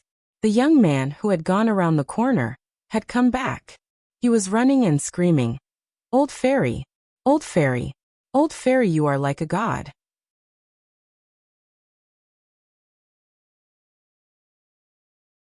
Chapter 3069 8 Sound Bug Han Sun. And the group walked before the gates of Big Qin capital. It was half a month later by now. The Big Qin kingdom's lands were too vast. Even with subspace travel and slip space jumps, it took them half a month to reach the capital from Turin planet. They had even swapped ships twice. Is this Big Qin capital? Mr. Yang and the others were shocked by what they saw ahead of them. The whole of Big Qin capital was not built on a planet. It was built on a giant man-made space station. The space station was bigger than Turin planet. When looking at it from afar, it was like a hunk of jade floating in space. Li Bingyu was a bit excited. From what she saw, Han Sun was there in the capital with the need to seek out Qin Bai. When they met, her chance to strike would finally arrive. Li Bingyu laughed and said, In the 7 kingdoms, only the Qin kingdom's capital is not built on the surface of a planet. This Jade Wall city is what Qin's people are the proudest of. They were built by the first King Qin. Now billions of years have passed by. Despite the eons, fraught with war and natural disasters, it has weathered everything thrown at it and runs without a hitch. It holds the lives of tens of billions of the kingdom's civilians and nobles. The construction of this was a miraculous feat, and certainly one of the greatest across the history of the universe. Was this Qin Xiu's work? Han Sun quietly looked at the miraculous Jade Wall city. Jian Bugu smiled and said, Other kings finished this miracle because King Qin powers were so strong. They could almost conquer the universe. It is not like the other 6 kingdoms were going to be destroyed, but they must pay taxes to my country every year for the relationships to remain stable. I do not think our country could build this Jade Wall city anew. It is a shame that when the Qin kingdom was in its best shape, the true king vanished. Future King Qins lacked what it took to conquer the universe. Hansen could not help but be complimentary. Qin Xiu really was a great man. It is not hard to practice his skills to the best they can be. I can do that. But Qin Xiu reached the maximum of his personal power and earned governance of a giant kingdom. He was a very successful person. I do not think I could do the things he has done. After entering the Jade Wall City, Hansen realized he had been a bit too naive. He was unable to open a shop. With the little amount of money they had, he could not even find them a place to live. In that expensive place, the Qin Kingdom capital, to even rent a space as small as a bathroom would cost them 10,000 a month. Hansen looked at Jian Bugu and asked, Mr. Jian, in this Jade Wall City, where do nobles hunt Jin races? Jian Bugu replied, the Jade Wall City has many teleportation devices. You can teleport to the planets that are nearest the Jade Wall City. On those planets, there are many land pulses and Jin races. Hansen nodded. He thought about going after some Jin eggs first to gather money, and then open up his shop. I do not think I can open a shop. Let me make an online shop. After settling down, Hansen had Mr. Yang be in charge of the online shop. He prepared to go to another planet to get Jin's eggs for stock. Li Bingyu said she wanted to follow Hansen, but her request to tag along was rejected. There is no way he is going to have an online shop here. Li Bingyu coldly said to herself with a cackle. This must just be him starting off. His final goal here in the city must be to seek out and locate Qin Bai. She knew Hansen had no money. If he didn't gather Jin eggs to sell to the people of Jade Wall City online, they would likely starve. The capital was not like other places. It was where all the shops were. To be able to sell Jin eggs there, it was usually only big nobles from fancy factions that had the chops to do so. They had land pulses to harvest. Running such an establishment alone was tough. Plus, Hansen was only opening an online shop. He did not have the money to advertise his wares or establish a physical presence. He did not have a stable stream of resources either. To develop and make good on his intent, it was going to be a tough road. He would have been lucky not to lose money. Li Bingyu thought she would see Hansen's online shop shut down very soon. If Hansen came asking her for money, she would tell him her pockets were just as empty. That would likely push Hansen to meet up with Qin Bai. Hansen was looking up info on the Jade Wall City. He checked out the online shops that sold Jin eggs, and he got an idea on which sorts of Jin eggs sold well. When Hansen arrived at the quantum teleportation system, he was so shocked that his mouth opened wide. The teleportation device was just like the ones in the sanctuary. Does that mean the teleportation devices in the sanctuaries actually came from the universe of kingdoms? Hansen's face looked very weird. He knew that the Alliance's ability to create teleportation devices came from a technological solution derived from another civilization. In the past, he thought it was crystallizer technology.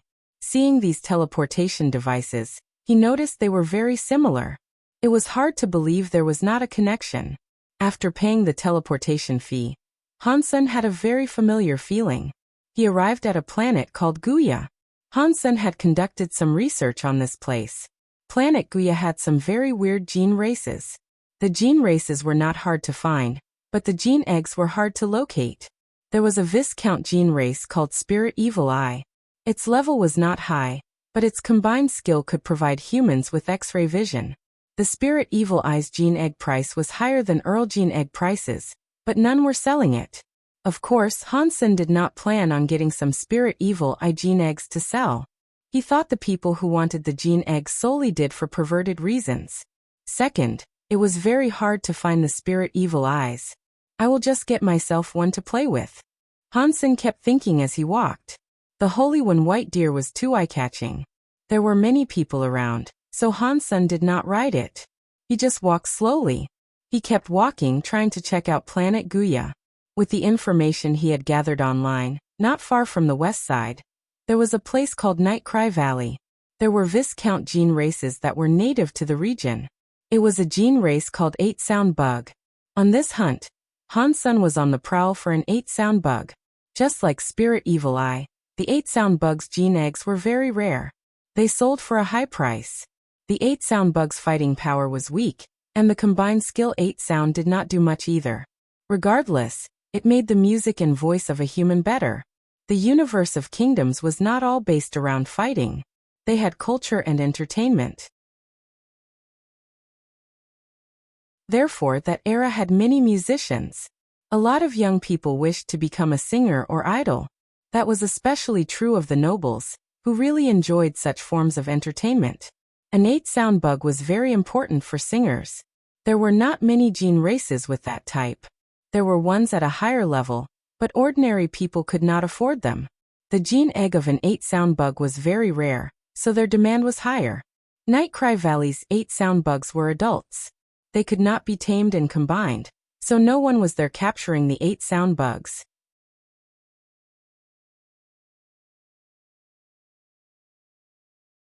Chapter 3070 Nightcry Valley. Hansen thought Nightcry Valley would not have had any people there, for that place had 8-sound bugs. The area had no land pulses, and 8-sound bugs were difficult to catch. No one should have been there. Shortly after Hansen entered the valley, he saw a woman. Her face was covered with a green veil. She was sitting atop a large rock in Nightcry Valley. Her eyes were closed. It looked as if she was resting. Hansen saw her face and understood she was there to capture 8-sound bugs too. The 8-sound bugs only appeared in the valley at night. She was obviously waiting for dark. He believed no one should have been there, and so did the woman. She was just as surprised to see Hansen arrive. Although he could not see her face, and she was wearing a very large robe that hid her body shape, her eyes looked like autumn water.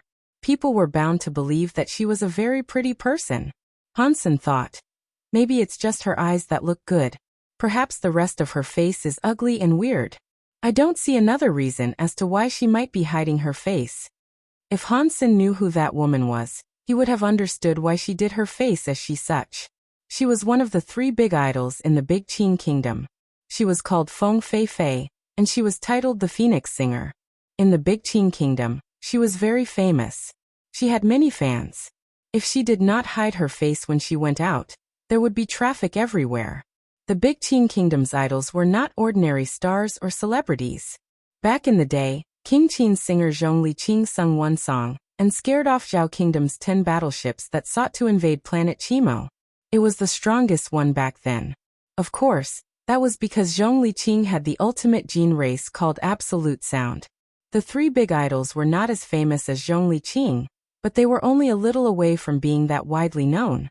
They were all elites who had God-class sonic element gene races. They were not just some singers or stars.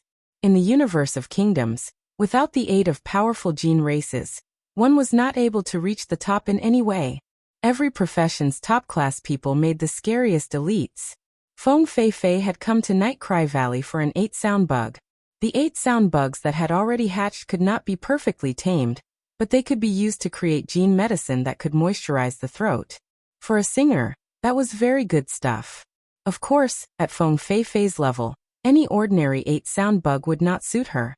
Before, she heard about Nightcry Valley possessing a rare mutant 8-sound bug. She wanted to have a look around and check out the validity of the claim. So, she came to Nightcry Valley in search of that special 8-sound bug. Seeing Hansen arrive in Nightcry Valley, Feng Fei Fei was not too bothered. Even if Hansen was there to catch 8-sound bugs, she did not believe he had the chops to beat her. Plus, she wanted a mutant 8-sound bug. She was not after any ordinary type of 8-sound bug. Feng Fei Fei did not mind Hansen being there, but Hansen did mind Feng Fei Fei's presence. With an outsider there, he was not able to freely use the Xian Yellow Sutra. If an outsider saw him turn a gene race into an egg, people would likely capture him for research. As Hansen kept looking at Feng Fei Fei, he came to understand she was not the type of person to mess around with. At least, that was just the feeling he was getting. He did not have proof that was the case. Seeing Feng Fei Fei close her eyes again, Hansen walked past her. He kept heading into the deeper recesses of Nightcry Valley. He wanted to keep his distance from her so she could not see what he would be using. Normal people who were good at singing should have also had good hearing. Feng Fei Fei was one of the good ones, and her body had a unique gene race. Although she did not open her eyes, Hansen's movements were in her ears. In her mind, she pictured the scene of him and his movements. Seeing Hansen not recognize her and walk straight into the valley, Feng Feifei felt greatly relieved. If she had been recognized, she would have been troubled. She would have been unable to get the mutant 8 sound bug as she had hoped. If other people knew that the top singer and idol Feng Feifei was fighting for an 8 sound bug with a commoner, even if she was there first, people would be talking about it a great deal. Feng Feifei was not afraid, but it was still something that made her not feel very good. In fact, Feng Feifei thought too much. Hansen did not know about the mutant 8 sound bug. He was only there to catch an ordinary 8 sound bug. Hansen walked into the deeper parts of Night Cry Valley. Although it was just nighttime, and the sky was not too dark, the further he walked into the valley, the darker the valley became. Inside the valley, there were no big trees. There were just some small plants around, but the grass and the leaves were very long. They could have been a whole 3 feet tall.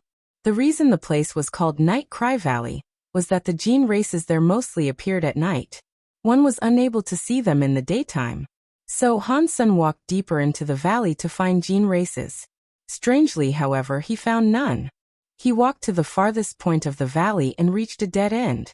He decided to have a mosey about. He was far away from that woman now. He no longer saw her, and the area around him had grass that was 3 feet high. If the woman did not run there, she would not see what Hansen was doing in the deepest part of the valley. There was a pool with very clear water. It was not big. It was just half the size of a basketball court. The water was clear. He saw some duck egg-like stones beneath the surface. Near the pool, there were some large stones. Hansen sat atop the biggest one. He was able to see in 6 different directions, and hear in 8 directions. He would have time to aim. The sky went dark. Before the sun had completely dipped into the nether, Hansen heard a tsetse sound. It was something Hansen was quite familiar with. It was the sound of a cricket. Hansen followed where the sound came from, but he failed to find the cricket. He discovered that the sound was coming from a crack in the stone near the pool. Hansen was just going to have a look. He wanted to see if that was a gene race, but his eyes froze. He saw movement in the water. Hansen held his body stiff and peered into the water. Although the light in the valley was minimal, Hansen had a good pair of eyes that enabled him to see the very bottom of the pool. He saw a weird creature slowly moving. The thing looked like a gecko. It was very big. It was 1 foot long. Its body was dark green, and it was in the water. It was camouflaging itself in the moss of the water, so it was hard to notice. That big, dark green, big gecko was twisting its body through the water to climb. It was going to the stone gap that had the tsetse sound. The big gecko emerged from the water, stared at the stone gap, and climbed inside. It was like a toxic snake that ate people. The dark green body did not have scales, but it had many small lumps. It looked like a toad's bumps. Seeing the big gecko come before the stone gap flashed with a red color. Something emerged from it.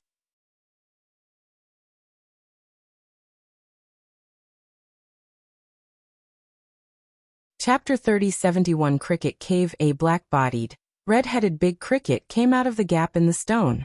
It battled the big, dark green gecko. The cricket was only the size of a fist. It was much smaller than the big gecko, but it was very fast. It was not at a disadvantage while it fought. The black and green, the 2 shadows, battled on the banks of the pool. The fight was intense to watch. Hansen found it a fun spectacle to view. The levels of the 2 gene races were not very high. They were Viscounts at the most, but their methodology of battle was brutally intense. It was like watching crickets fight. Even though sparrows are small, they're still meat. I will wait until they're almost finished, then I will turn them into eggs. I should be able to earn a bit of money when I bring them back with me. I will at least be able to sort out my rent problem. Hansen was having fun watching this. Suddenly, the toxic lump on the gecko exploded. Green juice squirted everywhere. It was like a blossoming flower spraying all over the cricket. The shell on the cricket's body looked as if it had been sprayed with acid. It emitted white smoke. It looked as if it was being corroded. The cricket went tsetse and fell to the ground. The gecko saw that its attack had worked, so it approached its enemy. The cricket struggled, trying to make its way back to the stone gap. The gecko's juice was far too toxic. Before the cricket was able to climb into the stone gap, the shell on its body was already being corroded. The blighter turned blurry and disgusting. It was not going to last. The cricket suddenly looked like it came back to life. Its back legs used some hidden power to make its bloody body leap and avoid the gecko's tongue. It entered the stone gap. It was injured badly, so it is useless for it to go back inside the cave. The gecko does not have to do anything. It will turn into bloody water soon enough. Hansen knew now was the time for him to act, but his pupils suddenly got small. The gecko was in front of the stone gap. Suddenly, a cold light beamed out of it. Before the big, dark green gecko reacted, it was turned into a stone. Huh? Does that cricket have the ability to petrify? Why did it not use it earlier? Hansen was very confused. Before he thought any more about it, Hansen worried that the cricket was heavily injured. If it had turned into blood water, no matter how strong his Xian Yellow Sutra was, he could not turn a pile of mush into an egg. Hansen flashed and came before the elusive stone gap. He cast his Xian Yellow Sutra to kick up a red light that struck the petrified, dark green big gecko. Although his body was petrified, under the power of the Xian Yellow Sutra, it still devolved. It quickly turned into a dark green egg that was the size of a pigeon egg. He held on to that gecko egg. Hansen reached out his hand to punch the rock. He wanted to blow up the stone gap and see what the cricket was doing inside. After Hansen unleashed his punch, only a few cracks manifested in the stone. He was unable to break it. Huh? What is going on? Hansen was shocked. His punching power was scary. Forget about stone, but he was able to break an ingot of pure platinum into many pieces with the strength he put into his punches. Now, all he had managed to do was leave a few measly marks on the stone. Clearly, there was something funky about the stone. Hansen saw the stone gap had no movement. No petrified light came out of it either. So he kept on punching. When he unleashed his fourth punch, the rock broke. The gap was now the size of a human head. Hansen looked into the cave and was quite surprised. It was a cave about the size of a bathtub. There was no cricket. There was only a pool of blood. There was an 80% to 90% chance it was the body of the cricket. What is that? Hansen looked at the bloody water. The stone cave was very humid and had a heavy layer of moss. The blood water seemed to be corrosive. It had started to corrode the moss, revealing the stone underneath. The rock looked very flat. It looked as if it had been made by someone. There were also some carvings there. Underneath the blood and the moss, it was not very clear. Hansen wiped away the moss. He quickly discovered that beneath the stone cave there was a stone board that had special symbols on it. Hansen broke the rocks around to get the stone board out. But the stone board was around 4 feet long and 1 foot wide. He did not know how long it was and could not get it out. Hansen needed to be patient. He broke the stone board around and noticed the stone board was only half-foot thick. It was gray in color. It did not look like the granite around. After being busy for a while, Hansen finally got the stone board out of the ground. When he pulled out the whole stone board, he noticed it was not a stone board. It was a stone box. Hansen tried to open the stone box, but there was no reaction from the box's keyhole. He used his hands like a knife to strike it. He left a few white marks on the stone box. This stone box is so weird. Hansen thought it was still early enough that the 8 sound bugs were not yet ready to appear. So he took the stone box out and went to check out the cave again. He found nothing else. He used the stones to rebuild and hide the cave he had just discovered. Hansen thought that petrifying light probably did not come from the cricket. After all, it did not look like a stone element gene race. If that was not it, then it has to be the stone box. When I dug up the stone box, after all this time, why hasn't the stone box done anything? Although Hansen thought he was very handsome, he did not think he was handsome enough for the stone box to treat him differently. What is the reason? Hansen looked at the top of the stone box. There was still blood water the cricket had left behind. It had already dried up. Hansen's heart suddenly jumped. This thing is not going to react after seeing blood, is it? Although Hansen thought that way, he was not going to use his own blood for the testing. He looked around, planning to kill a gene race and see if he could use the gene race's blood to activate the stone box. Ding! Hansen suddenly heard a sound that was like a harp string being plucked. It came from inside a bush. Hansen looked into the sky. It was dark. A moon was now above the mountain. Not long later, Hansen heard a harp sound in the vicinity. It was like someone was playing an old instrument. It sounded very nice.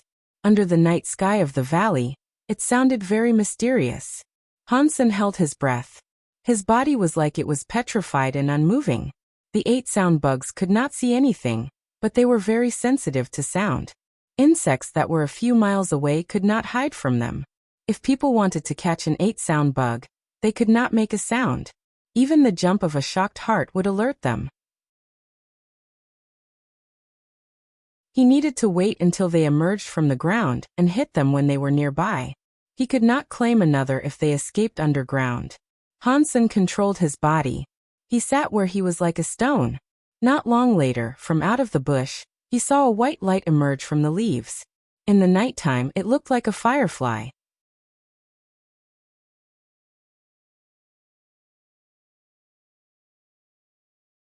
Chapter 3072. Mutant 8 sound bug. Although Hansen had watched a video online about the 8 sound bugs, compared to what he was seeing in real life, he was given a nasty shock. A butterfly, which was as small as a fairy, suddenly flickered like a white light that should have been the bug's body.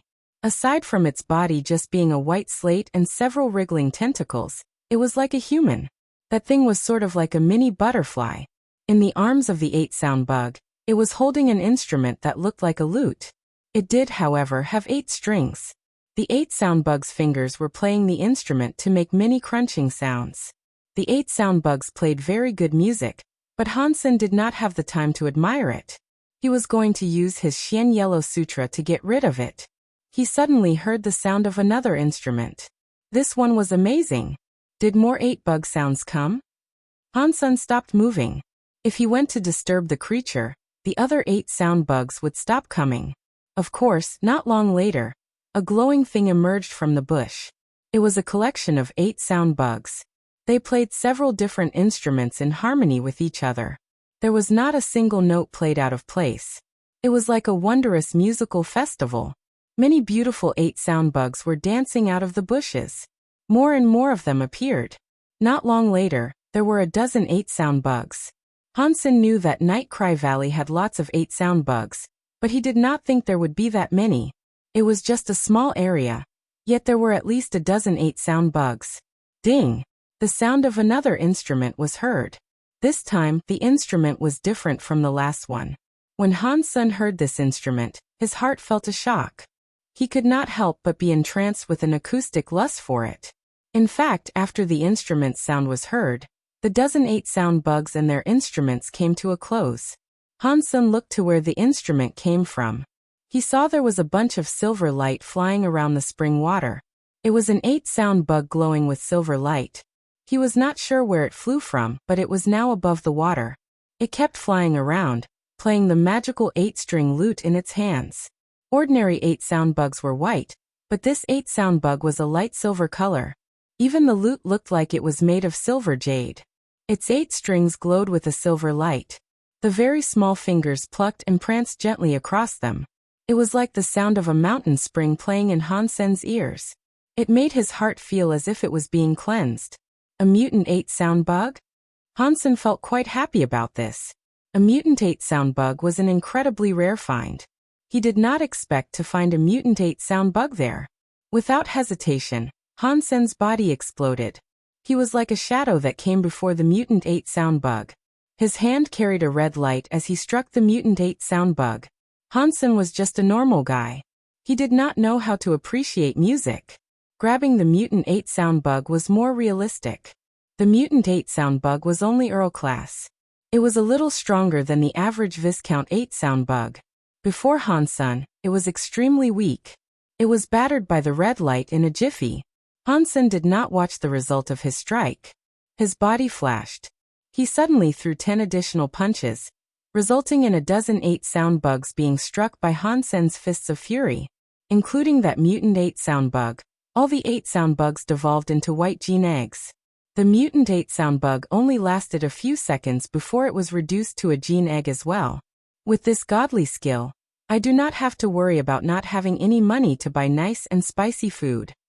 Hansen put a dozen of those 8-sound bug eggs in his hands. They rolled around in his palm like pearls. He felt really happy about this result. While he was feeling this joy, the sound of torn space was suddenly heard.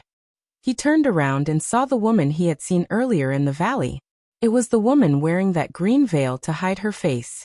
She hurried forth with white wings flapping, flying there from afar. Feng Fei had been waiting at the center of the valley. When the mutant 8-sound bug appeared, she wanted to be the first to spot and catch it. When the mutant 8-sound bug instrument was near the pool, Feng Fei arrived there in haste. She tried to be as fast as she could be, but she was too late. When she arrived, she only saw Han Senator. He had already put the eggs away. Feng Fei broke space and arrived. She did not see a mutant 8-sound bug around. By only seeing Hansen, she knew something was wrong. That is quite a coincidence. I heard the mutant 8-sound bug's acoustics echo through the valley a couple of times before. Why did it appear next to this pond this time? Feng Fei looked around, unable to spy the presence of a single 8-sound bug. There was only Hansen beside the pool. She guessed that Hansen might have already killed the mutant 8-sound bug, and felt grossly disappointed. Hansen looked at her, but he did not say a word. He turned and walked out of the valley. Feng Fei broke space and came before him. There had been too many big movements, so the rest of the 8-sound bugs were likely hiding in fear. They were done for the night. They probably were not going to show up for another few days. Feng Fei thought about it but decided to stop Hansen, who was on the cusp of leaving. Mister, did you hunt the mutant 8-sound bug? What mutant 8-sound bug? I have never heard of such a thing. Hansen's face did not look as if it was gasping or anything. He said that and quickly went outside the valley. Feng Fei was enraged. If Hansen told her he did not catch a mutant 8-sound bug, and said it had escaped, she could have accepted that. She knew she had heard the instrument of the mutant 8-sound bug from her position in the valley. Hansen had been where the sound had come from. It was obvious was lying about the creature. Please do not misunderstand, Feng Fei said. If you are willing to sell me the mutant 8-sound bug, I am willing to pay you twice the going rate in the market. I am not selling it. This time Hansen answered with certainty. The mutant 8-sound bug had become an egg. Feng Fei would be suspicious if she saw it. The gene egg would be worth a lot more than just double the price. It was a rare mutant gene egg. Even if its level was not too high, he could still sell it for 10 times the price. Plus, with a rare gene egg, Hansen wanted to put it on his online shop to draw attention and fame. Feng Fei was very disappointed, but this had already happened. She had no choice but to give up. Hansen carried the stone box with him. He had reached the center of the Night Cry Valley by this point. Suddenly, he saw a handsome man riding a white unicorn arrive. He was wearing white jade armor. No matter how much the price, I am buying the mutant 8-sound bug. Give me the sum. The man sat atop the unicorn like some proud man, looking down on the earth and Han Sr. Mr. Jean, what are you doing here? Feng Fei, who was leaving, frowned upon seeing the handsome man. I heard, Miss Fei, that you came to Night Cry Valley alone, Mr. Jean said with a smile. I was afraid you might be in danger, so I followed. Thank you, Mr. Jean. Feng Fei was not happy about this, but she did not let it show. It is my pleasure. Mr. Jean displayed a charming smile. He looked at Hansen and said, Mr. Fei requires a mutant 8-sound bug. Just tell me how much you are selling it for. No matter the price, I will not bargain or haggle. Tell me the price. Feng Fei wished to say something, but she had already heard Hansen was not willing to sell. She looked at Hansen with shock.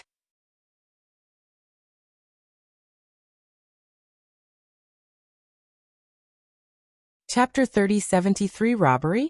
Feng Fei looked at Hansen with surprise. Rejecting the temptation of money was not difficult, but he should have considered it before rejecting Mr. Jean. Gongshu Jean was the son of the Gongshu Ban, who had the title of a genius. When he was young, He was already very famous in the Jade Wall City. He was not just very good at fighting since he had the talent of Mr. Gongshu's landpulse skill. He was not a very high-level officer of the Qin Kingdom, but his reputation was not something ordinary either. Mr. Gongshu was a big mister in the Qin Kingdom, which was rare. God only knew how many nobles wanted to establish a good relationship with him. They wanted to hire him and have him locate land pulses for them. He knew a lot of people in the Qin Kingdom. Feng Feifei did not really like Gongshu Jin, but she did not want to offend him. The primary reason for this was because of the position of the Gongshu misters in the Qin Kingdom. Han Sen had just rejected him. Unless he had some sort of background that could strike fear in Gongshu Jin's heart, with Gongshu Jin's personality, Han Sen was going to find himself in a spot of trouble.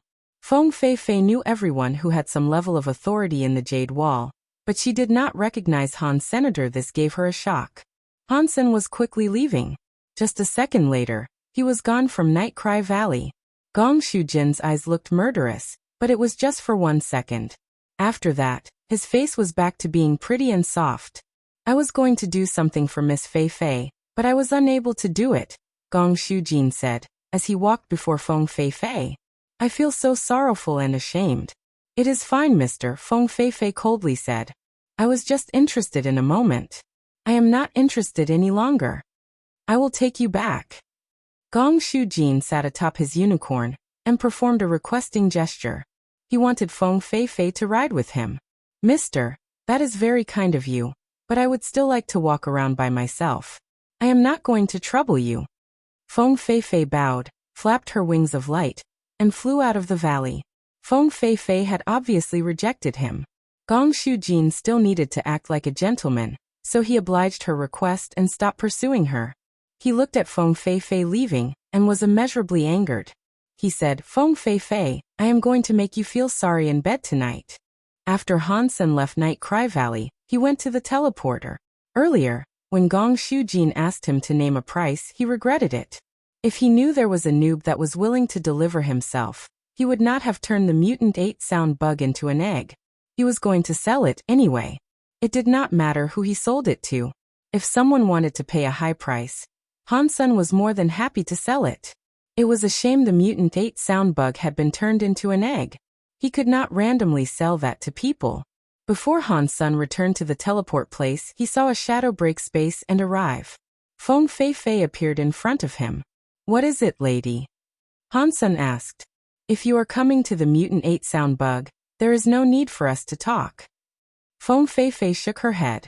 I am not here for the mutant 8-sound bug. Do you know who that man was? No. Han Sen shook his head. I see. Feng Feifei displayed a wry smile. He is one of Jade Wall City's geniuses. He is a true demon genius. He is Gongshu Jin. His father is the famous Gongshu Ban. You just disrespected him. You are going to be in a lot of trouble. This thing started with Feng Feifei, so Feng Feifei did not want others to get into trouble because of her. Therefore, she went to warn Han Sr. Thank you for the heads up, Han Sen said with a wave. If there is nothing else, I will leave. Don't you believe me? Feng Feifei was startled by how calm Han Sen appeared. She thought he did not believe what she had told him. She hesitated, but Feng Feifei took off her veil. She showed him her pretty face. She sighed and said, I wouldn't lie to you. We cannot play this nicely. If you believe me, I have an idea that can help you. Thanks, lady, but there is no need for that. Han Sen said thank you and left. Feng Feifei looked at Han Sen leave with shock. She did not know what she felt. She took off her veil to reveal her identity, but Han Sen did not react. She was surprised. He doesn't recognize me. Feng Feifei looked at the space Han Sen left with a flurry of conflicted emotions. She did not, however, give chase. She had done all she could. If Han Sen insisted on getting into trouble, it was no longer her concern. Feng Feifei was a very famous singer, and not just to the Qin people. Even people from the other 6 kingdoms knew her. Even if they hadn't seen her in the flesh, they would have seen her performances online. It was rare for someone not to know her.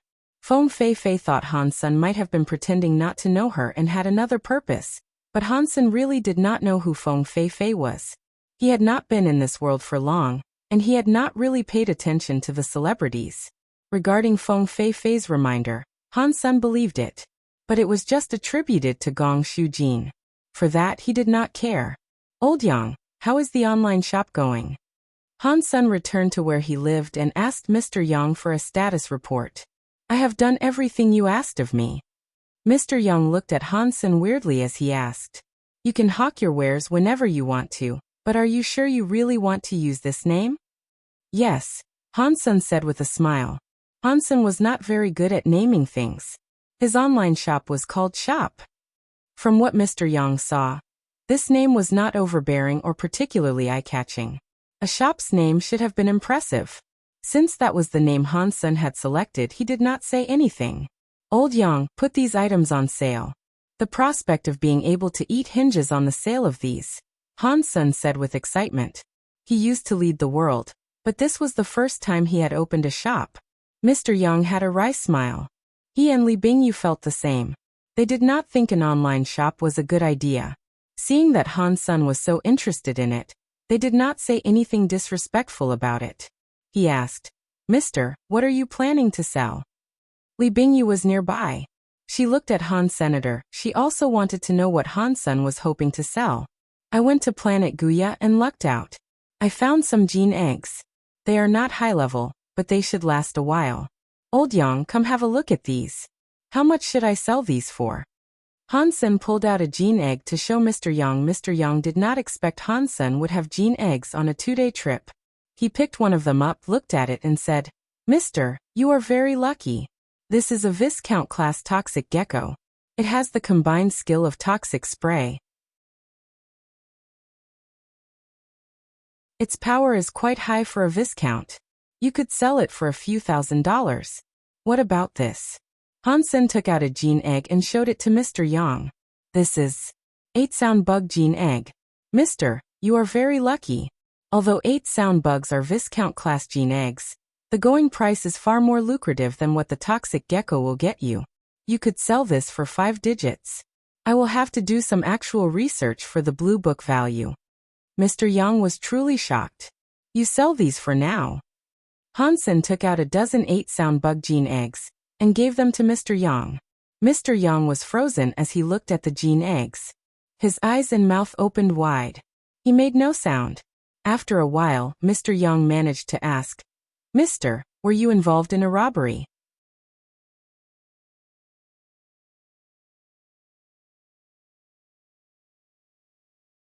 Chapter 3074 Treasure in the Box Robbery?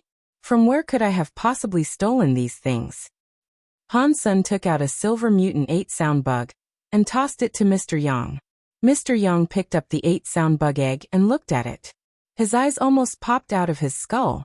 Mister, did you really dig this up? Han Sen laughed and replied, Of course. Does it look like I gave birth to it? Mr. Yang was unable to believe it. Han Sen did not know any land pulse skills. He had just randomly gone to planet Guya to dig around. Yet he had found a dozen 8-sound bug eggs. On top of that, one of them was a mutant 8-sound bug. This was an unbelievable thing. It was something of a genuine miracle that was unheard of. If everyone was as lucky as Han Sen, all the misters in the universe would starve to death. This was the first time Mr. Yang had doubted his career. He didn't quite know what to say. Li Bingyu could not believe Han Sen had managed to dig up 8-sound bugs. She thought, he must be connected to Qin Bai. It looks like my chance has come. Old Yang, I will hand the gene egg over to you. Han Sen said to Mr. Yang. Sell it for a good price. Our lives are depending on it. Mister, you shouldn't sell this mutant 8-sound bug gene egg, Mr. Yang said. Just sell the ordinary 8-sound bug eggs. This mutant egg should be kept as a highlight of the shop. With that on display, it will be sure to attract a lot of business. Just see what you can do. Han Sen was not really interested in money. He only required enough money to get by in the walled Jade City. Where is Qin Wanner's dead body? Han Sen had a look at the map, but the walled Jade City was too big. It was hard to locate the mysterious place Bai Mo had mentioned. Han Sen bought some frozen gene race blood online. They were low class, so they did not cost much. With the quantum transport system, Even if it was a few systems far away, they could just drop it in the transport station for the delivery man to take. Hansen quickly received a few bags of the gene race blood. He then locked himself in a room. He put the stone box in a bathtub. He placed the frozen bags of blood atop the stone box. When the blood touched the stone box, some weird symbols lit up. They released a cold and petrifying light. Wherever the petrifying light touched, regardless if it was metal or flesh, it was petrified. Even Hansen's clothes were petrified. It was a shame that the petrified light could not do anything to Hansen's body. All Hansen felt was something slightly cold. His skin and hair had avoided petrification. As more blood was poured onto the stone box, the patterns on the box appeared as if they could absorb the blood. All of the blood was absorbed by the patterns. Hansen put many bags of blood inside the box. The blood color of the patterns started to appear darker, and the petrifying light grew stronger. When there was only one bag of blood left, Hansen suddenly heard a noise. The stone box opened. I wonder what is hidden inside there. Hansen was very curious. He opened the stone box and was quite shocked. The stone box contained a circular stone that was the shape of an egg. There was a mouth on its top, and 6 holes on its side. The entire stone was gray. All in all, it looked like a stone ocarina. The ocarina was an instrument, and he was no stranger to such an instrument. Ancient Devil had 8 generals, and one of them was named Xiangyin.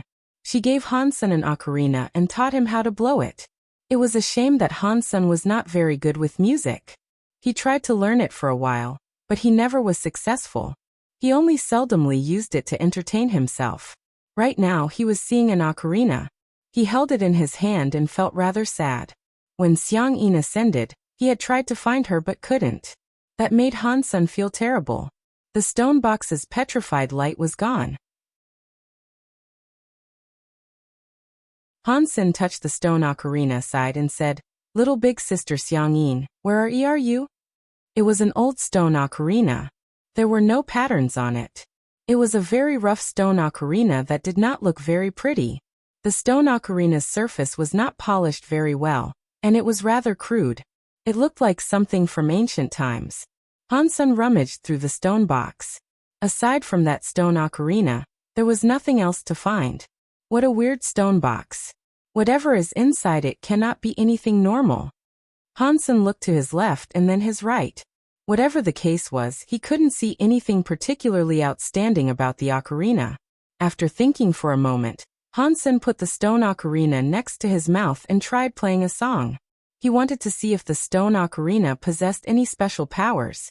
As Hansen blew into it, the ocarina did not play any sound. Aside from the wind, there was nothing weird. Why is there no sound coming from the ocarina? Hansen looked at the ocarina in shock. He examined it for a while but did not see anything amiss. The stone ocarina was not damaged. It was like an average ocarina without any clogged holes. The fact that it was not producing any sound was strange. He again placed the ocarina next to his mouth. This time, Hansen gathered his Shin Yellow Sutra and put a strong power in his breath.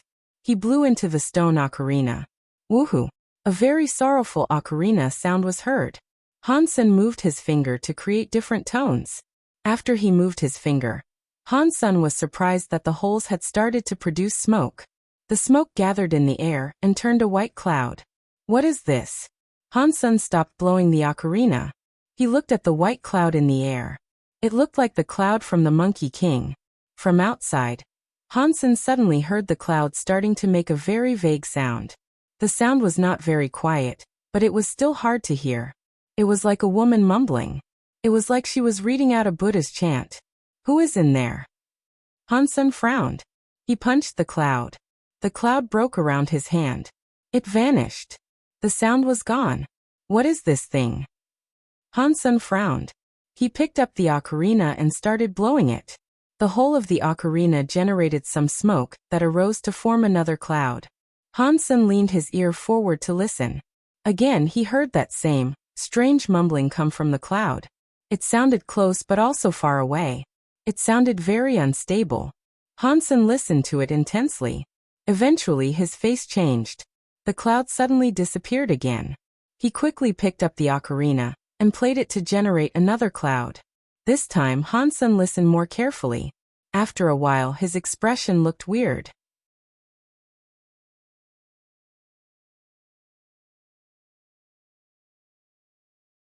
Chapter 3075 Many nobles are beneath the prince's feet. The sounds coming from the cloud were something Hansen had heard before.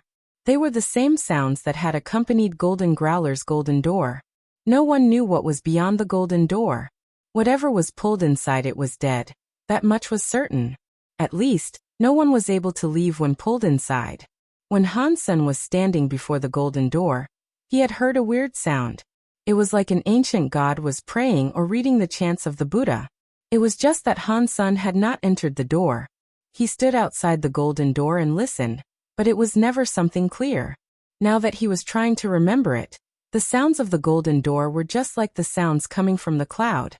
Hansen just did not understand what the sounds meant. Many women loved shopping, even the three big singers, which included Feng Fei Fei. She was browsing around in the virtual community. She was different from ordinary women. She did not have to buy makeup products. She was in search of the 8-sound bug. She had been unable to get an 8-sound bug from Night Cry Valley, and could not be bothered going back there again. So she planned on buying 8-sound bugs online instead. She wanted to create gene medicine for bolstering her throat. She searched for an 8-sound bug, and sorted the results by price from high to low. Feng Fei Fei did not care about shopping for a bargain. She wanted the best stuff, and that was that. A line of virtual products appeared before her. Feng Fei Fei was used to browsing prices from high to low, but she froze upon seeing the first item. Mutant 8-sound bug egg? Really? Feng Fei Fei clicked on the item. The photo of a mutant 8-sound bug egg appeared. It really is a mutant 8-sound bug egg. Feng Fei Fei was very happy. In the virtual community, the shop scanned the real items. If there was a picture, one could bet their bottom dollar that it was genuine. When Feng Fei Fei looked at the price, she frowned. The price was placed at the maximum. It was a healthy sum of 9,999,999. A mutant 8-sound bug egg was very rare, but it was just an Earl-class creature. That price was far too ridiculous to consider. Clearly, the shopkeeper was not going to sell it properly. "Boss, how are you selling the mutant 8-sound bug egg?" Feng Fei Fei asked after contacting the person running the shop. "Dear, the shop is selling it at the price listed. It is indeed available for purchase. You can feel free to order it at any time. We will have it delivered in 24 hours. If not, we'll pay you double." It was Jiang Shi. Mr. Yang was in charge of running the shop, but Jiang Shi operated the customer services. She worked really hard. Even if she received complaints, she never got mad about it. Jiang Shi and Yu used to be slaves. Now they followed Han Senator. He did not treat them like slaves. Jiang Shi was very grateful for that. She tried to do her best with whatever task Han Sen asked them to do.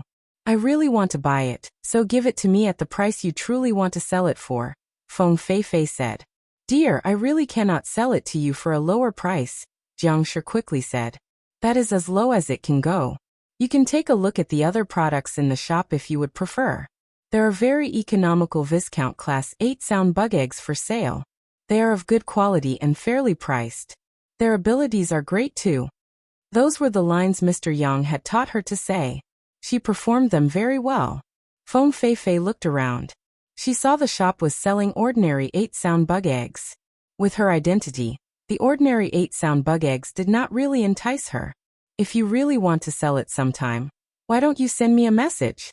We can talk about the price some more." After saying that, Feng Fei Fei put the mutant 8-sound bug egg in her shopping cart. "All right, dear," Jiang Shi replied. Feng Fei Fei was a bit depressed. She did not want to buy the mutant 8-sound bug egg for herself.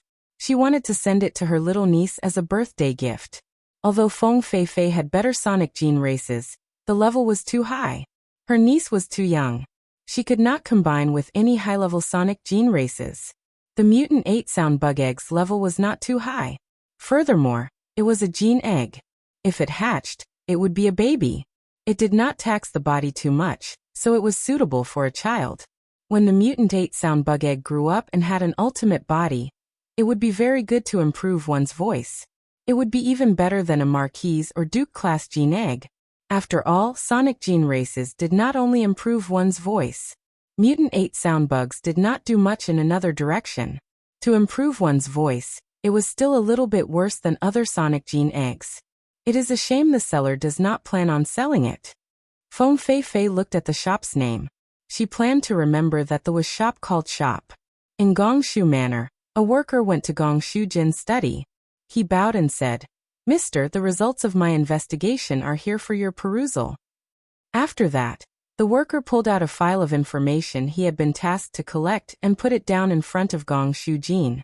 "Good job."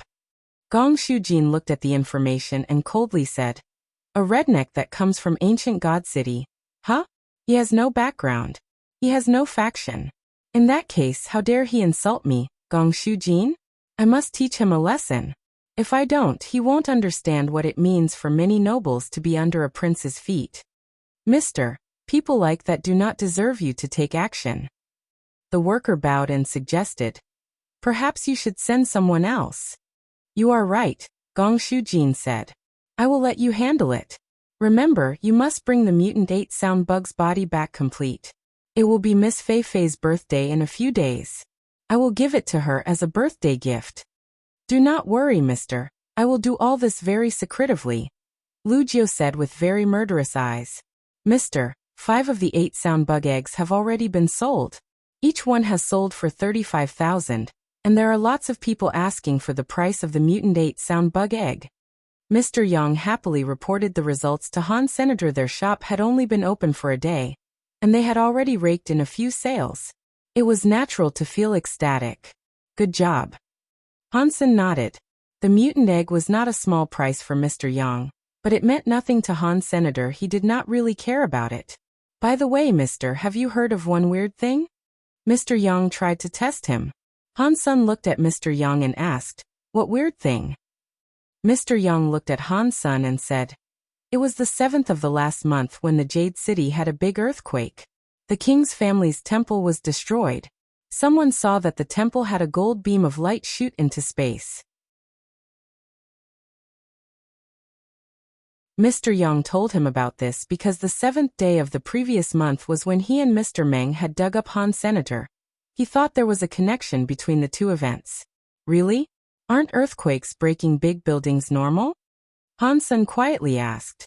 "Mister, it is normal for other cities to have earthquakes, but the Jade City is a space city that was man-made," Mr. Yang said. "Why would there be earthquakes?" After thinking for a moment, Han-sun asked, "Where is the King family's temple?" "Mister, ordinary people cannot go there," Mr. Yang quickly answered. "There are lots of elites guarding it. Only members of the royal family can go there to pay their respects. They usually do that at some festival."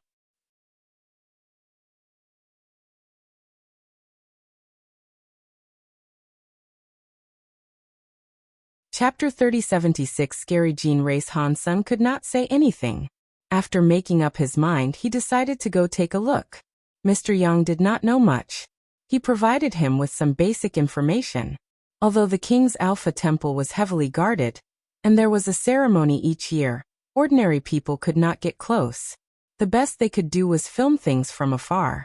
So there was a lot of information about it on the internet. Han-sun browsed and did some research on it online. He did so for a while and learned about the location of the king's Alpha Temple.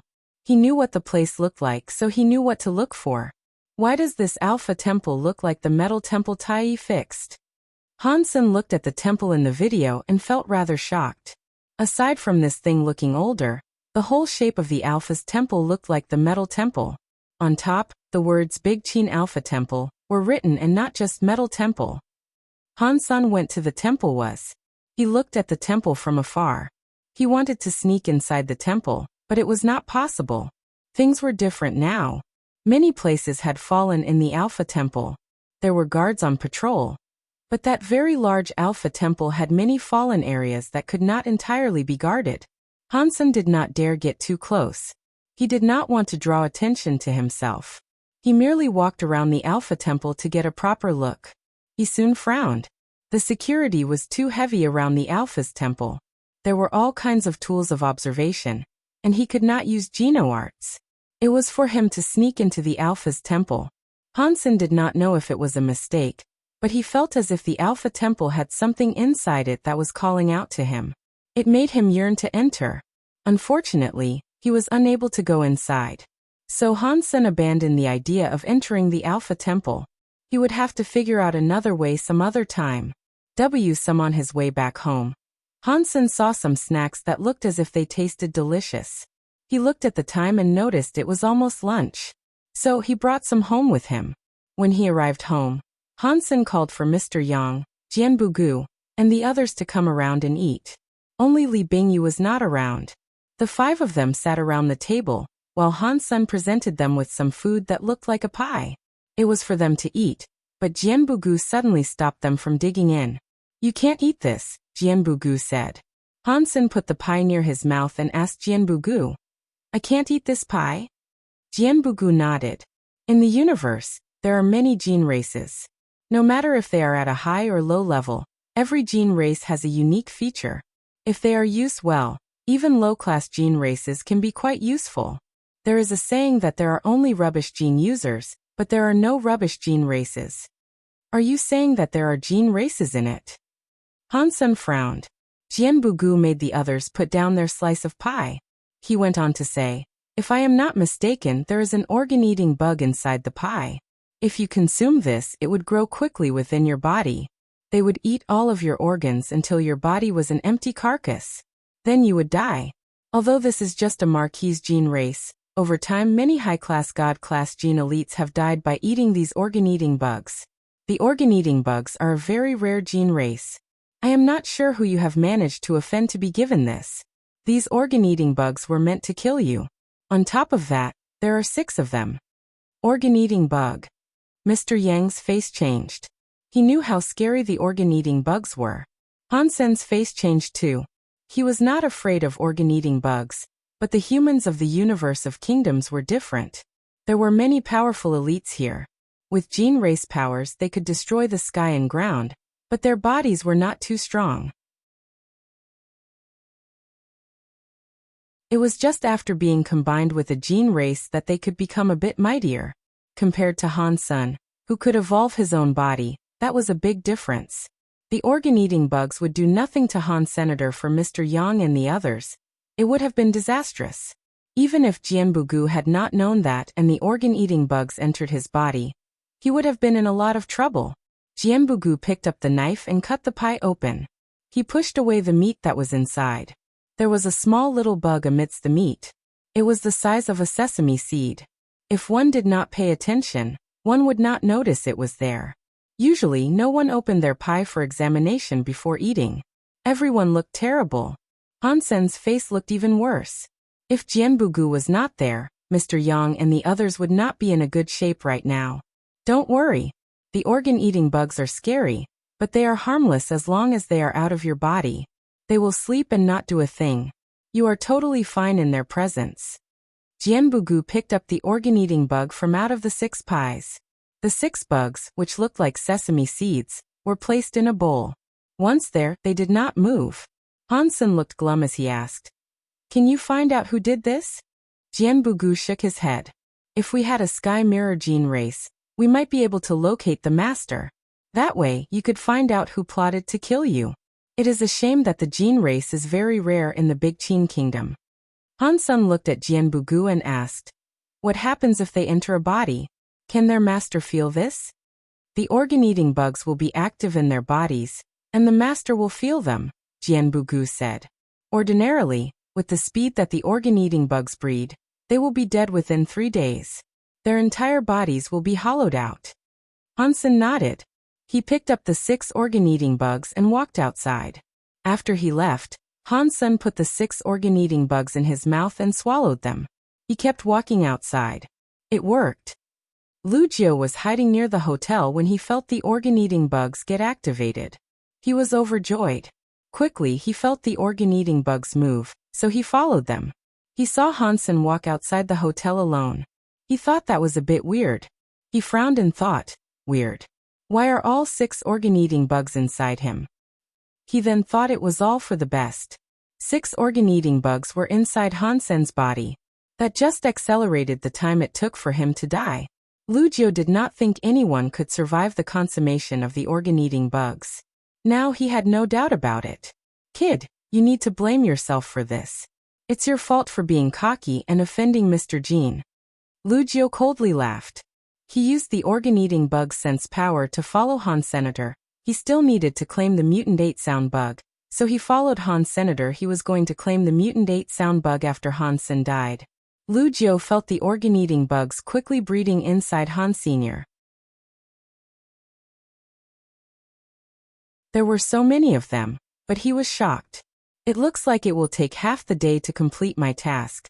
With this fine work, Mr. Jean is sure to reward me. Perhaps I will get the beast I want. He followed Hansen for a while. He saw Hansen proceed to buy food on the street. He was like a foodie. He coldly laughed and said, "He really does not know how much trouble he is in. He is still eating. He is like a pig. He eats a lot, and he is dumb." Suddenly Hansen's face changed. He held his stomach and squatted on the streets. He started sprinting toward the hospital. He moved down the street and went into an alley. He laid on the ground, repeatedly moaning. His body was shaking. It looked like he was going to die. Seeing that no one else was in the alley, Lucio thought it was perfect. He did not need to hide. He went into the alley and approached Han Sr. "Be smarter when you are reborn, will you? Do not offend someone you cannot afford to." Lucio was going to touch Hansen's body when he suddenly felt something was wrong. After people were eaten by the organ-eating bugs, they heavily bled. He did not see any blood on Han's senator. Lucio felt terrible. He wanted to leave. Hansen suddenly jumped to his feet, went before him, grabbed him by the neck, and lifted him up.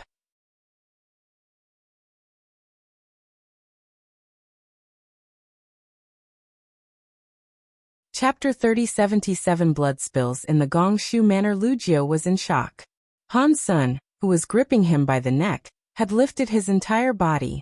He saw that Hansen's body was filled with purple air. A pair of weird eyes flickered demonically with a purple color. They stared at him, which made him feel shocked and angry. He wanted to summon a gene race to combine with, but Lucio was shocked to discover that his god spirit blood pulse's connection kept disconnecting. He was unable to summon a gene race. Hansen stared at Lucio and coldly asked, "How do you want to die?" Lucio suddenly felt his heart sink. He was going to be killed. As the power in Hansen's hands increased, becoming stronger and stronger, Lucio felt as if his windpipe was ready to snap. He could not breathe. Obviously, his opponent was not going to ask him anything. He was unable to use a gene race, so Lucio had no hope of fighting back. He was in shock. He tugged at Hansen's hands. While he had a chance to speak, he squeezed out a few words from his tightened throat. "I just accepted the money to do this. Don't you want to know who wanted to do this to you? I will go after Gongshu Jin." Hansen confidently spoke, but he was just testing Lucio. The only person he had slighted was Gongshu Jin. Now someone wanted to kill him. His assumption that it was Gongshu Jin was an educated guess. Seeing Lucio's expression change, Hansen knew he was right. "This is Jade Wall City. If you kill me, you cannot escape." Lucio struggled to wheeze. His face was red. "Really?" Hansen looked at Lucio coldly. More power was circulating in his hands. Lucio could not say anything anymore. His face looked like a pig's belly. Hansen did not break the man's neck outright. He opened his mouth and breathed out a black mist. Lucio saw the black mist. His shocked eyes looked as if they could not believe what they were seeing. Hansen was not emitting black smoke. It was organ-eating bugs. Lucio no longer felt the organ-eating bugs that belonged to him. All those organ-eating bugs were releasing a purple mist, and they went straight into his mouth. Lucio kept trying to struggle. In Hansen's grasp, he could not open his mouth. In shock, he could not help but watch the organ-eating bugs climb into his mouth and enter his body. Hansen waited for all the organ-eating bugs to enter his body before releasing his hold on his neck. He looked at Lucio like a dead dog on the floor and said, "These are your organ-eating bugs. I hope you enjoy them." Lucio could not stand up. He wanted to connect with the organ-eating bugs, but he was not able to. The organ-eating bugs were out of his control. As we arg. Lu Jiu felt as if his organs were being pinched by 1,000 needles. He held his belly and screamed. He coughed up blood. His face looked pasty and white. He got up off the ground. Lu Jiu held his belly and started running away. He wanted to live. He did not want to die. He thought about his organs being eaten by those organ-eating bugs, and how that was such a painful way to die. After thinking about it, Lu Jiu only wanted to run away. He was suffering from the organ-eating bugs as he ran back to Gongshu Manor. Blood kept spilling out of his mouth. Han Sen coldly watched Lu Jiu leave. He did not stop him. Previously, he had thought Lu Jiu might have been lying. In a moment of life and death, no matter how strong that person's will was, there was always a flaw to discern. Plus, Lu Jiu was not someone with a strong will. In the universe of kingdoms, humans did not really count on their bodies. They depended on power. Most humans did not have a strong will. Lu Jiu was half falling as he ran back into Gongshu Manor. When the guard saw Lu Jiu's face, he was shocked. He held Lu Jiu and asked, "Mr. Lu, what happened to you?" Take me to Mr. Jin." Every time Lu Jiu opened his mouth, black blood dribbled out. There was also some meat. The guard held him and took him into Gongshu Manor. Not far away from the Gongshu Manor, Han Sen watched from an alley. He coldly smiled. Mr. Lu came back. Gongshu Jin was watching people dance in the garden when he heard a guard calling out for him. Before he spoke, Lu Jiu came stumbling into the garden. Gongshu Jin smiled. He was not happy. Lu Jiu's behavior was very rude. When he saw Lu Jiu's face, his expression changed. He saw Lu Jiu was entering the garden shaking, and with a mouthful of black blood and a wet chest. His face was pale, and his eye sockets were black. He looked like a zombie. Mr. Save. Blurg. Lu Jiu ran to Gongshu Jin for help. When he was 9 feet away, his mouth filled with black blood and decomposing organs. They spilled out like blood rain that went everywhere. Lu Jiu's body leaned forward. His eyes were popping out of their sockets. His hands reached in Gongshu Jin's direction as if he was asking for his help, but he had no more life force. Gongshu Jin was shocked and angry. He watched Lu Jiu die with his eyes open, staining the garden with his blood. His face looked like it had a pair of 10,000-year-old eyes. Han Sen went back to the hotel. He saw Jianbugu and Mr. Yang waiting for him in the living room. He walked in and asked, "Is there any way for us to prevent harm from a gene race?" He was not afraid of organ-eating bugs, but he knew the people next to him would be harmed. Fortunately, Jianbugu was there this time. What if he was not around the next time? This time, organ-eating bugs had been used. Next time, it was likely to be something scarier. There was a chance it would be something his body could not block. Mr. Yang was silent a moment before saying, There is a gene race called Listen. It can identify gene races. If you get close to a gene race, a Listen can find out about it. But these Listens are just a legend. No one has seen any before. There are gene races with similar power. If their levels are too low, they can only sense other low-level gene races. They cannot sense all the gene races. It would be very rare. Han Sen looked at Jianbugu, who nodded and said, That gene race is very rare. If the level is too low, it would not do much. Ordinary gene casters use lampgrass bugs. It's the same type of gene race, and the level of a lampgrass bug is a viscount. They can only detect Earls at the most, and it is very weak when it comes to water element gene races. Even with a lampgrass bug near, you cannot sense a Marquis organ-eating bug. After pausing, Jianbugu went on to say, There is a gene race that can sense a lot of things. Although it is just king class, if a god class gene race entered the area, it would be able to detect its presence. It's just that this gene race's gene eggs are very rare. From what I know, Lu Shi's shop has a few, but they are wild adults. They can put them in the house, but they cannot be brought around. That does not do much.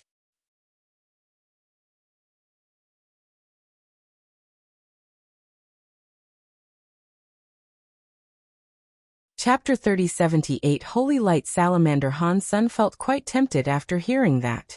What is that gene race called? Jianbugu thought about it and said, I remember it was called a pure light salamander. It is a gene race that only appears next to the Holy Light River. It is a born king-class race, but most of its powers are not strong. Even a Duke-class gene race can easily consume it, but it is very good at sensing gene races. Before gene races get close to it, it starts to run. It can be very difficult to catch, and the gene eggs of pure light salamanders are extremely rare. As far as I know, Jade Wall City only has 5 pure light salamanders. 3 of those belong to the palace. It will be very difficult to claim a pure light salamander egg. Hansen made up his mind. He had to get himself a few pure light salamanders. Wild pure light salamanders did not make much difference to him other than finding the gene eggs. With a pure light salamander in his sights, he would at least feel safe. He did not say anything more. If Lu Shi's shop had a pure light salamander, he would just go and buy a few. Mr. Jian, in the top-class gene races, are there any gene races that have blue blood? Ever since Hansen had reached the universe of kingdoms, he realized the humans there did not train their bodies. Their blood was red. Qin Xiu's body had blue blood. There was an 80% chance that he had gotten that by combining with a gene race. Perhaps it was not Qin Xiu's real blood. Jianbugu thought for a moment and replied, there are a lot of gene races with blue blood. Regarding the most famous, it would undoubtedly be our big Qin Kingdom's Alpha King World King God. He was an ultimate gene race that was far above God class. It was a shame World King God disappeared with the Alpha King. It did not remain. Otherwise, the big Qin Kingdom would not have gone downhill after the Alpha King vanished. Hansen quickly asked, what kind of gene race was that? World King God was a legendary creature that controlled one world, Jianbugu said. No one can tell you what it looks like anymore. From the information that has remained available, it should be a very rare humanoid gene race. Hansen asked Jianbugu about gene races. Mr. Yang had a lot of knowledge too, but he was not as good as Jianbugu. That was certain. Mr. Yang only knew a bit of information, whereas Jianbugu knew about high-class gene races in far greater details than Mr. Yang could ever provide. He gave Hansen a better understanding of the power of gene races in that world. The Holy One White Deer, in Jianbugu's ratings, was only a beginner. To ordinary gene casters, it was something godly. To a real top-class elite, it was just a beginner tool. As for the gene races in the legends, such as World King God, they were something each of the 7 kingdoms had. They were something that existed to preserve a kingdom, which made Hansen feel more alert. It seems like this world is not as straightforward as I assumed it to be. Things about Qin Xiu are weird. If blue blood is World King God's blood, then the person who died on that day, could it really have been Qin Xiu? Hansen suddenly started to have many questions. After talking to Jianbugu, Hansen headed to Lu Shi's shop. He had already offended Gong Shu Jin. He would probably have a fight with him soon. Considering that, Hansen had to make sure he was prepared. Before Hansen had the chance to kill Gong Shu Jin, he needed to make sure he, Mr. Yang, and the others were safe. He had to get his hands on a pure light salamander. Even if Gong Shu Jin was not going after them, there could very well be others on their trail in the future. This type of gene race seemed like a necessity, less guaranteed harm befell them someday. Lu Shi's shop was one of the biggest shops in the Qin Kingdom. It conducted business across the entire universe. Gene races and gene eggs were just one portion of its business. It had all kinds of other shops in the big cities. Lu Shi's shop did not have online ordering. People had to go to a store in person to buy something. Even so, Lu Shi's shop was still the best in the Qin Kingdom. It had lots of gene races and gene eggs, and there was a huge variety of types. It was better than most of the smaller shops. When Hansen went to Lu Shi's shop, he told people he wanted a wild pure light salamander. The results surprised him.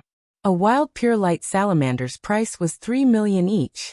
That price was equal to a god-class gene egg, and that was just a wild version. Plus, one was only able to keep it as a pet. The shopkeeper patiently explained things to Hansen. He told him that pure light salamanders were king class and very rare, and they were exceedingly difficult to catch. With its abilities, many rich people bought one pure light salamander. That was why the price had become so expensive. A wild one could not be taken out, but it could be kept at home. If a gene race sought to invade its abode, it would react. So it was useful. The rich people loved pure light salamanders. I can't even buy a wild pure light salamander. Hansen felt a bit sad. He counted all his money. He didn't have enough to even buy a wild pure light salamander. There was no way he could afford a gene egg. No way. I will just have to go to the Holy Light River to catch a pure light salamander.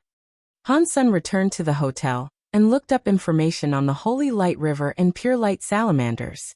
Catching a pure light salamander was not easy. The Holy Light River was back on planet Wuxia.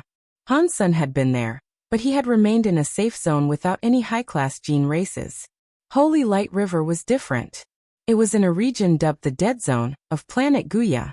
Holy Light River was a mysterious, superland pulse. After a billion years, Holy Light River had created many scary gene races. God-class gene races always appeared in Holy Light River. Even many of the Qing Kingdom's top-class elites did not dare go to Holy Light River. The pure light salamanders appeared on the banks of Holy Light River. They were amphibious, but spent most of their time in the river. They seldomly ventured ashore. Holy Light River was very dangerous, and the pure light salamander could sense the presence of other gene races. If humans used a gene race before they got close to it, the salamander would escape deep into Holy Light River. If people did not combine themselves with a gene race in Holy Light River, it was practically a death wish. Therefore, capturing a pure light salamander was not easy. These were difficulties that would not hinder Hansen. He decided to go to Holy Light River. Before he departed, he warned Mr. Yang and the others that before he returned, no one should leave the hotel. He also had Jianbugu do his best to take care of them. That was Jade Wall City. Even Gong Shujin could not murder people on a whim. He had to use gene races to assassinate them. If Jianbugu was there, it would be difficult for him to do so. As long as Mr. Yang did not leave Jianbugu's sight, he would be fine. Plus, Gong Shujin's ultimate target was Hansen. While Hansen was gone, Gong Shujin would not be interested in Mr. Yang and the others. After Hansen left the hotel, he felt as if he was being followed. He entered planet Wuxia. The news was quickly received by Gong Shujin. Gong Shujin looked murderous. He coldly said, "Very good."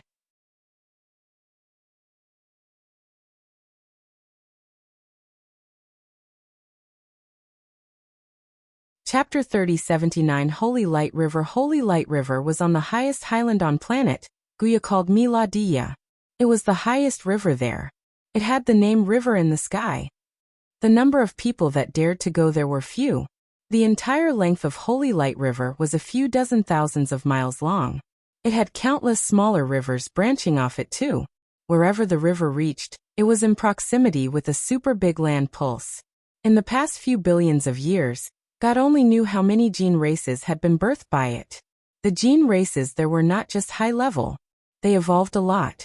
The scarier thing about it all was that there were many different types of species. They all had weird powers, and people could not predict them. Although Hansen's body was strong, he was suppressed by this world. His detection senses were slow, so it was hard to discover rare gene races before they disappeared. One branch of Holy Light River, called Little Piano River, had a teleport station. After Hansen exited the teleport station, he headed for Little Piano River. The pure light salamanders lived in the areas that contained shallower waters. People seldomly saw them chilling on the shores, but they were very rare creatures. They were difficult to find in any position. Little Piano River was very cold, and there were not many people there. Due to the fact it was so dangerous, few people ventured there. With great care, Hansen proceeded. In no time at all, he saw many gene races. In the sky, there were many avian gene races in flight. In the very clear river, Peking ducks and swan-like gene races were playing around. He also saw a gene race in the river that looked like a giraffe. On both sides of the river, he could barely see loads of weird small beasts and bug-type gene races flying. There were too many gene races there. Although most of them were low-level and not harmful, who knew if there were more dangerous types just lurking in wait? Hansen did not know much about gene races. He did not know which were dangerous and which to look out for. Before he went there, he had bought a book about gene races. When he arrived, he noticed that the book did not help him as much as he thought it would. There were too many gene races. In only a few moments, he had seen a few dozen types of them. If he had to check them all out, it would take him an entire day.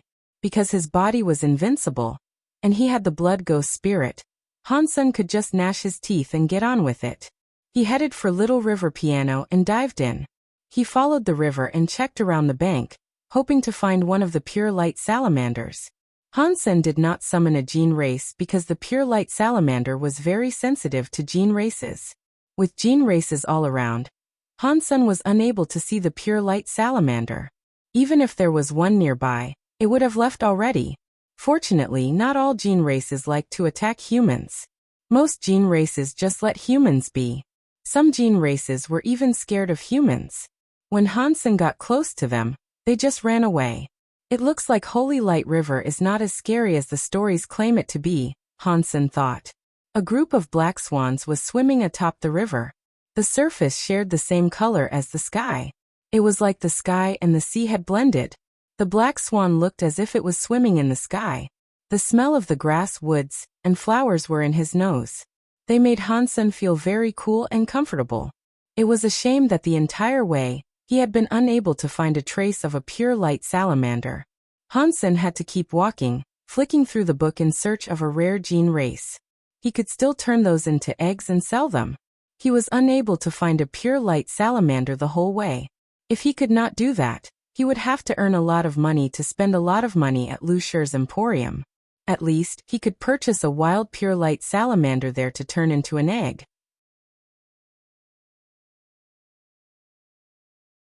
After half a day, he had been unsuccessful in getting anything. There were many gene races, but most of them were worthless. Hansen could not be bothered to bring any of them home with him. While he was walking, he saw a person standing near the river. The person looked like he was in his 20s, but he also looked very strong. The most eye-catching thing about him was his lack of hair. He had a big bald head that could reflect one's face. The big baldy was standing near Little Piano River. He was looking down the river, but it was difficult to determine what exactly he was after. Did he find a rare gene race? Maybe he found a pure light salamander. Hansen's heart jumped. He went toward the big baldy. As he walked, he asked, "Friend, what are you looking at?" The big baldy ignored him and continued staring into the river. He was like a focused fisherman, but his hands lacked a fishing apparatus. Hansen observed the man's face and noted how happy he looked. This just amped up his curiosity. Hansen walked up to the big bald man and asked, "Friend, are you okay?" Again, the big baldy just ignored him. Hansen thought this was weird. He didn't know what was wrong with the bald guy, so he tried looking toward where the man was looking. Beneath the feet of the big bald guy was the river. The depth of the running water was only a foot deep. The river was very clear. It looked like a seamless crystal in perfect condition. One could see right through and admire the river's bed. Hansen had a closer look. It seemed as if, aside from sheer cobblestone, there were no fish or shrimp. At the very least, there was not a pure light salamander there. Hansen looked at the bald man and asked, "Friend, what are you looking at?" The bald man behaved as if he had not heard anything. He continued to stand where he was and stare at the river. If it was not for the fact he was still breathing, Hansen would have taken him for a dead man. What is this guy doing? Is there something nice in the river that I cannot see? Hansen felt confused. He looked to the portion of the river the bald man was looking toward. This time Hansen was focused and clear. He looked at that spot over and over. He did not miss a grain of sand, yet there was still nothing. Nope. There really wasn't anything. Down in the water was just that, very clear water. There was not even a touch of moss. Hansen looked at the bald man. Seeing him remain so focused, it did not look as if he was pretending all this either. Hansen frowned and examined him a bit closer. After a while, he did not think this was right. This bald man's focus does not seem to be at the bottom of the river. It is above the river. Hansen's heart jumped. He looked at the surface. The surface had nothing either. If there was, Hansen should have been able to see it. The clear water was like a mirror. It reflected the image of two people. Hansen suddenly realized the bald man seemed to be looking at his own reflection.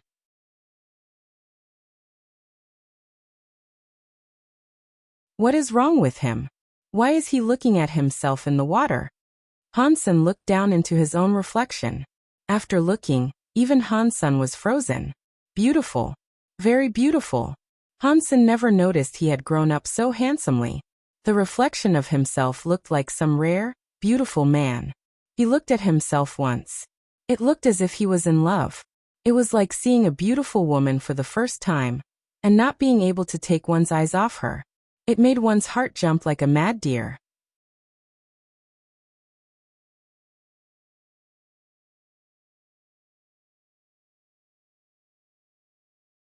Chapter 3080 couldn't help it. Hansen was finally aware of the reason why the bald man was staring at the water and not moving.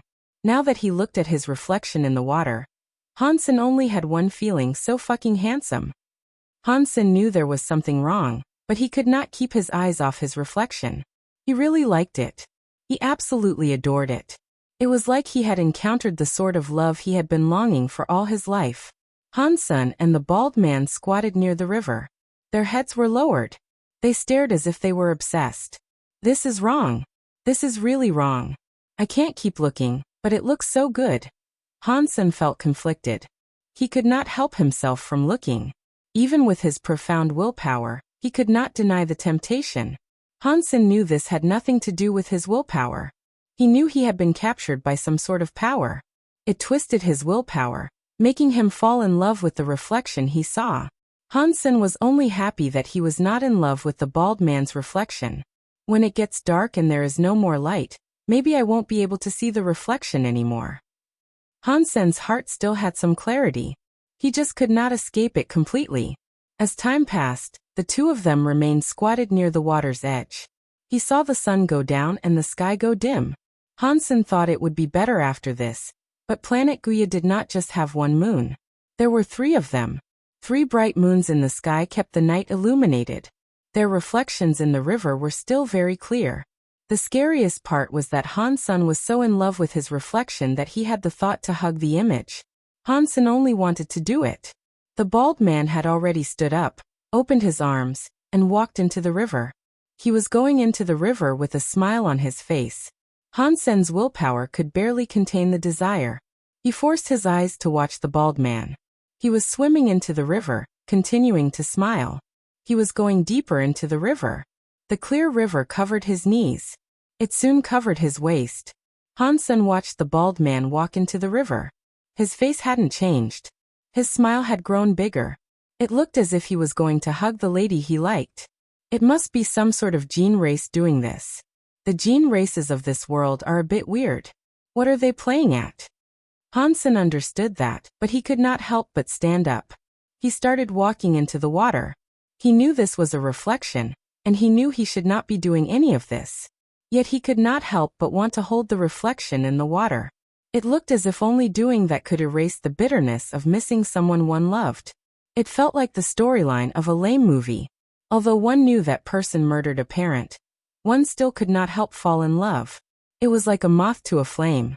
They knew they were going to die, but they didn't stop themselves. Is this Gong Shu Jin?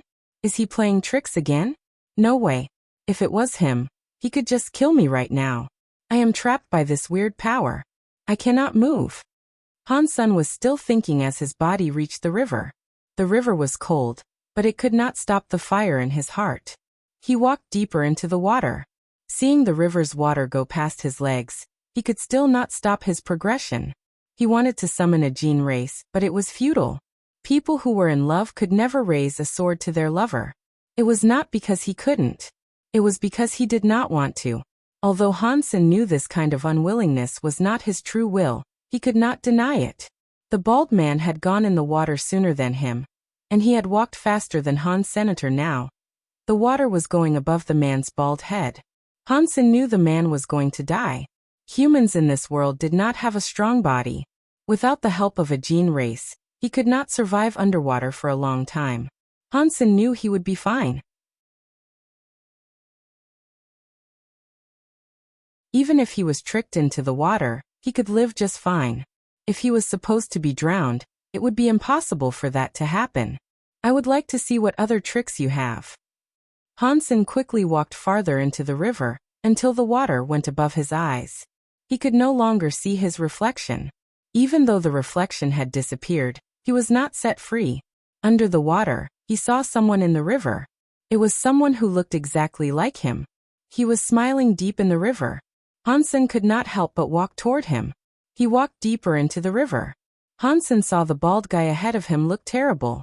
His mouth kept producing bubbles. He was obviously filled with water, and no longer capable of breathing. He was going to drown very soon. Even so, the bald man's face still displayed happiness, but that happiness looked extremely scary. It was like the smile of the reaper. Hansen frowned. Although he did not know that bald man, he was not an enemy. He did not want to watch someone of his same kind die in front of him. Hansen wondered if he should break the restrictions of the world when he saw a weird light. Hansen looked toward it.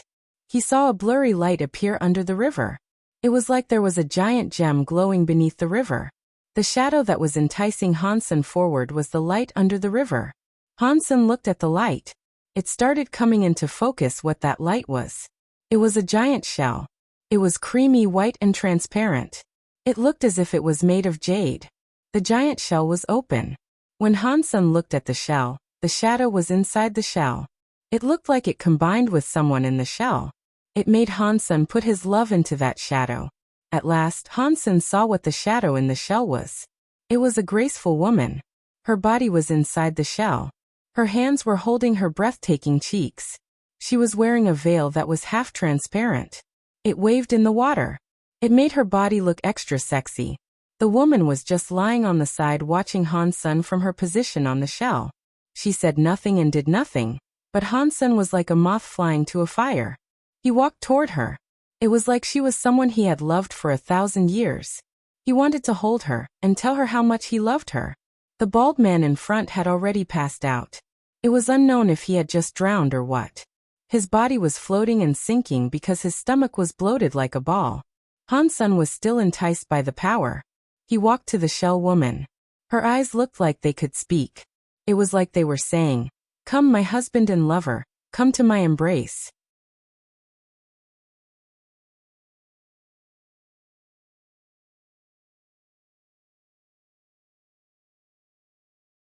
Chapter 3081 Big Sky Demon. Hansen's heart had a dangerous feeling. His love for the woman was growing. He knew that if he really walked up next to the girl, great danger would befall him. Since he found the crux of his issues, he stopped hesitating. He exploded with the Xian Yellow Sutra. He forced himself to break the rules of the world that suppressed him. His entire body was like a demon exploding with a red flame. The water in the river around him was vaporized. The feeling of being in love disappeared. Hansen forced himself to break the restraints of the world. He suffered too much pressure, so he could not keep enduring that pressure for a long time. It cost him a lot of his body's energy. He did not dare delay a thing. He swung a punch toward the woman. Vast amounts of river water were vaporized. The woman's eyes looked shocked. She moved her hands, and the jade-like shell closed. Pang! Hansen's punch blew up the jade shell. It turned into dust. Nothing was left. Hansen did not see the woman reappear. He wondered if she had been broken along with the shell, but he felt as if things were not so simple. Hansen looked around, but he was unable to find anything. It was like the woman had vanished with the shell. He could not fight against the restraints of the world for a long time. So he put away his power and sensed the area around him. He did not suspect anything out of the ordinary. He saw the bald guy floating in the river. It was unknown if he was dead or alive. Hansen moved forward and pulled the man up to the banks of the river. He felt the man's heart had already stopped beating, so he was probably dead already. What kind of monster is destroying my territory? Dollar. A big shadow suddenly broke space and arrived in front of Hansen like a god descending. He saw Hansen and looked shocked. He was so surprised that he could not even finish his speech. Hansen knew it was a god spirit, but he was not familiar with this god spirit. He had a white beard and white hair. He looked holy and rather angelic. If he did not look so shocked, he would have looked like a god spirit. Hansen looked at the god spirit and asked, "Is there a god temple? What is your title?" What level is your god spirit? The old god spirit coughed and said, I am Feather Fairy. I am a destruction class god spirit. Mr. Dollar, why are you here? Hansen was confused by how polite the god spirit was being. He thought, it looks like there is a problem. The way evil Lotus God treated me was fairly weird, but the way this one treats me is even stranger. I entered the other world, but the treatment Qin Xiao and I received is obviously different. Hansen looked at Feather Fairy and said, Feather Fairy. That is a good name.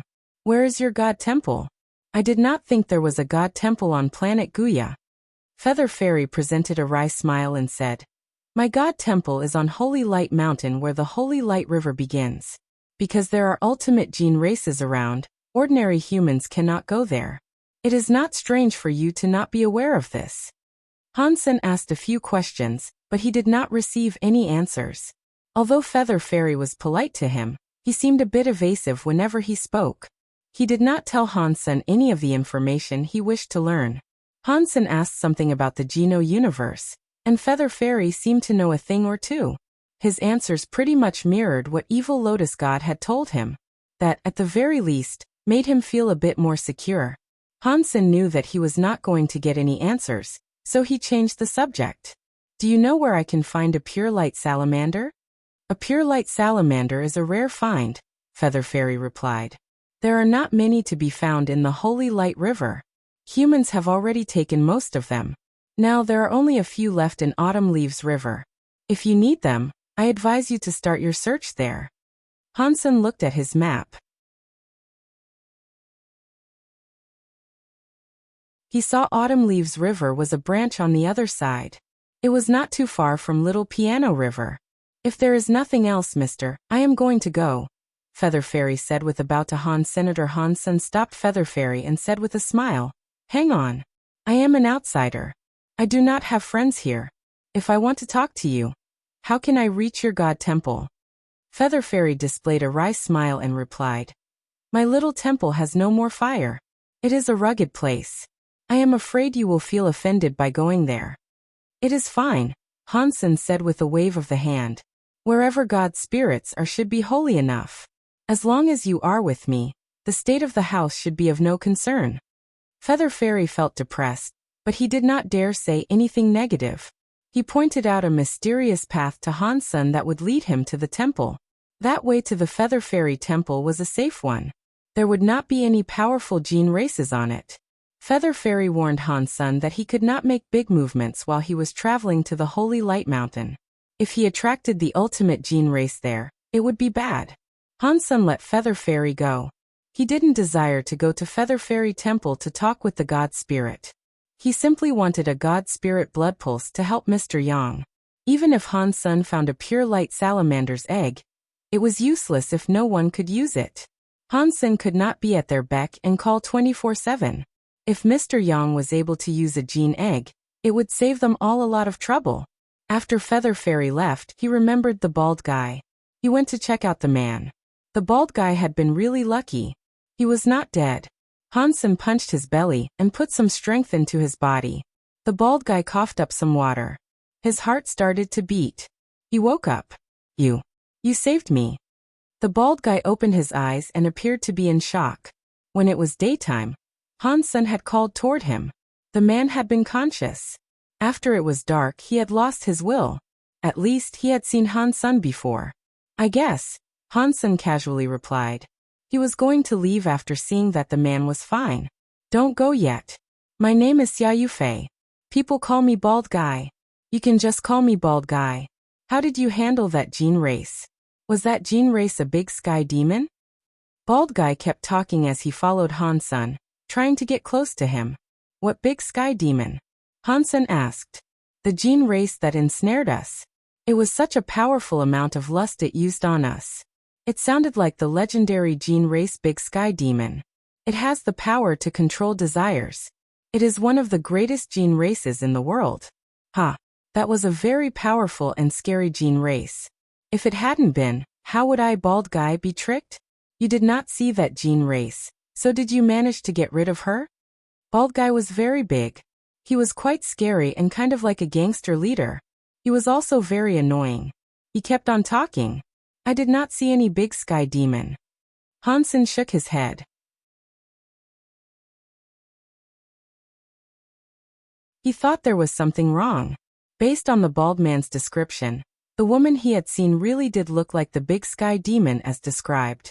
If it really was a big sky demon and bald guy said it was so powerful, it did not feel as if it would be so easily killed.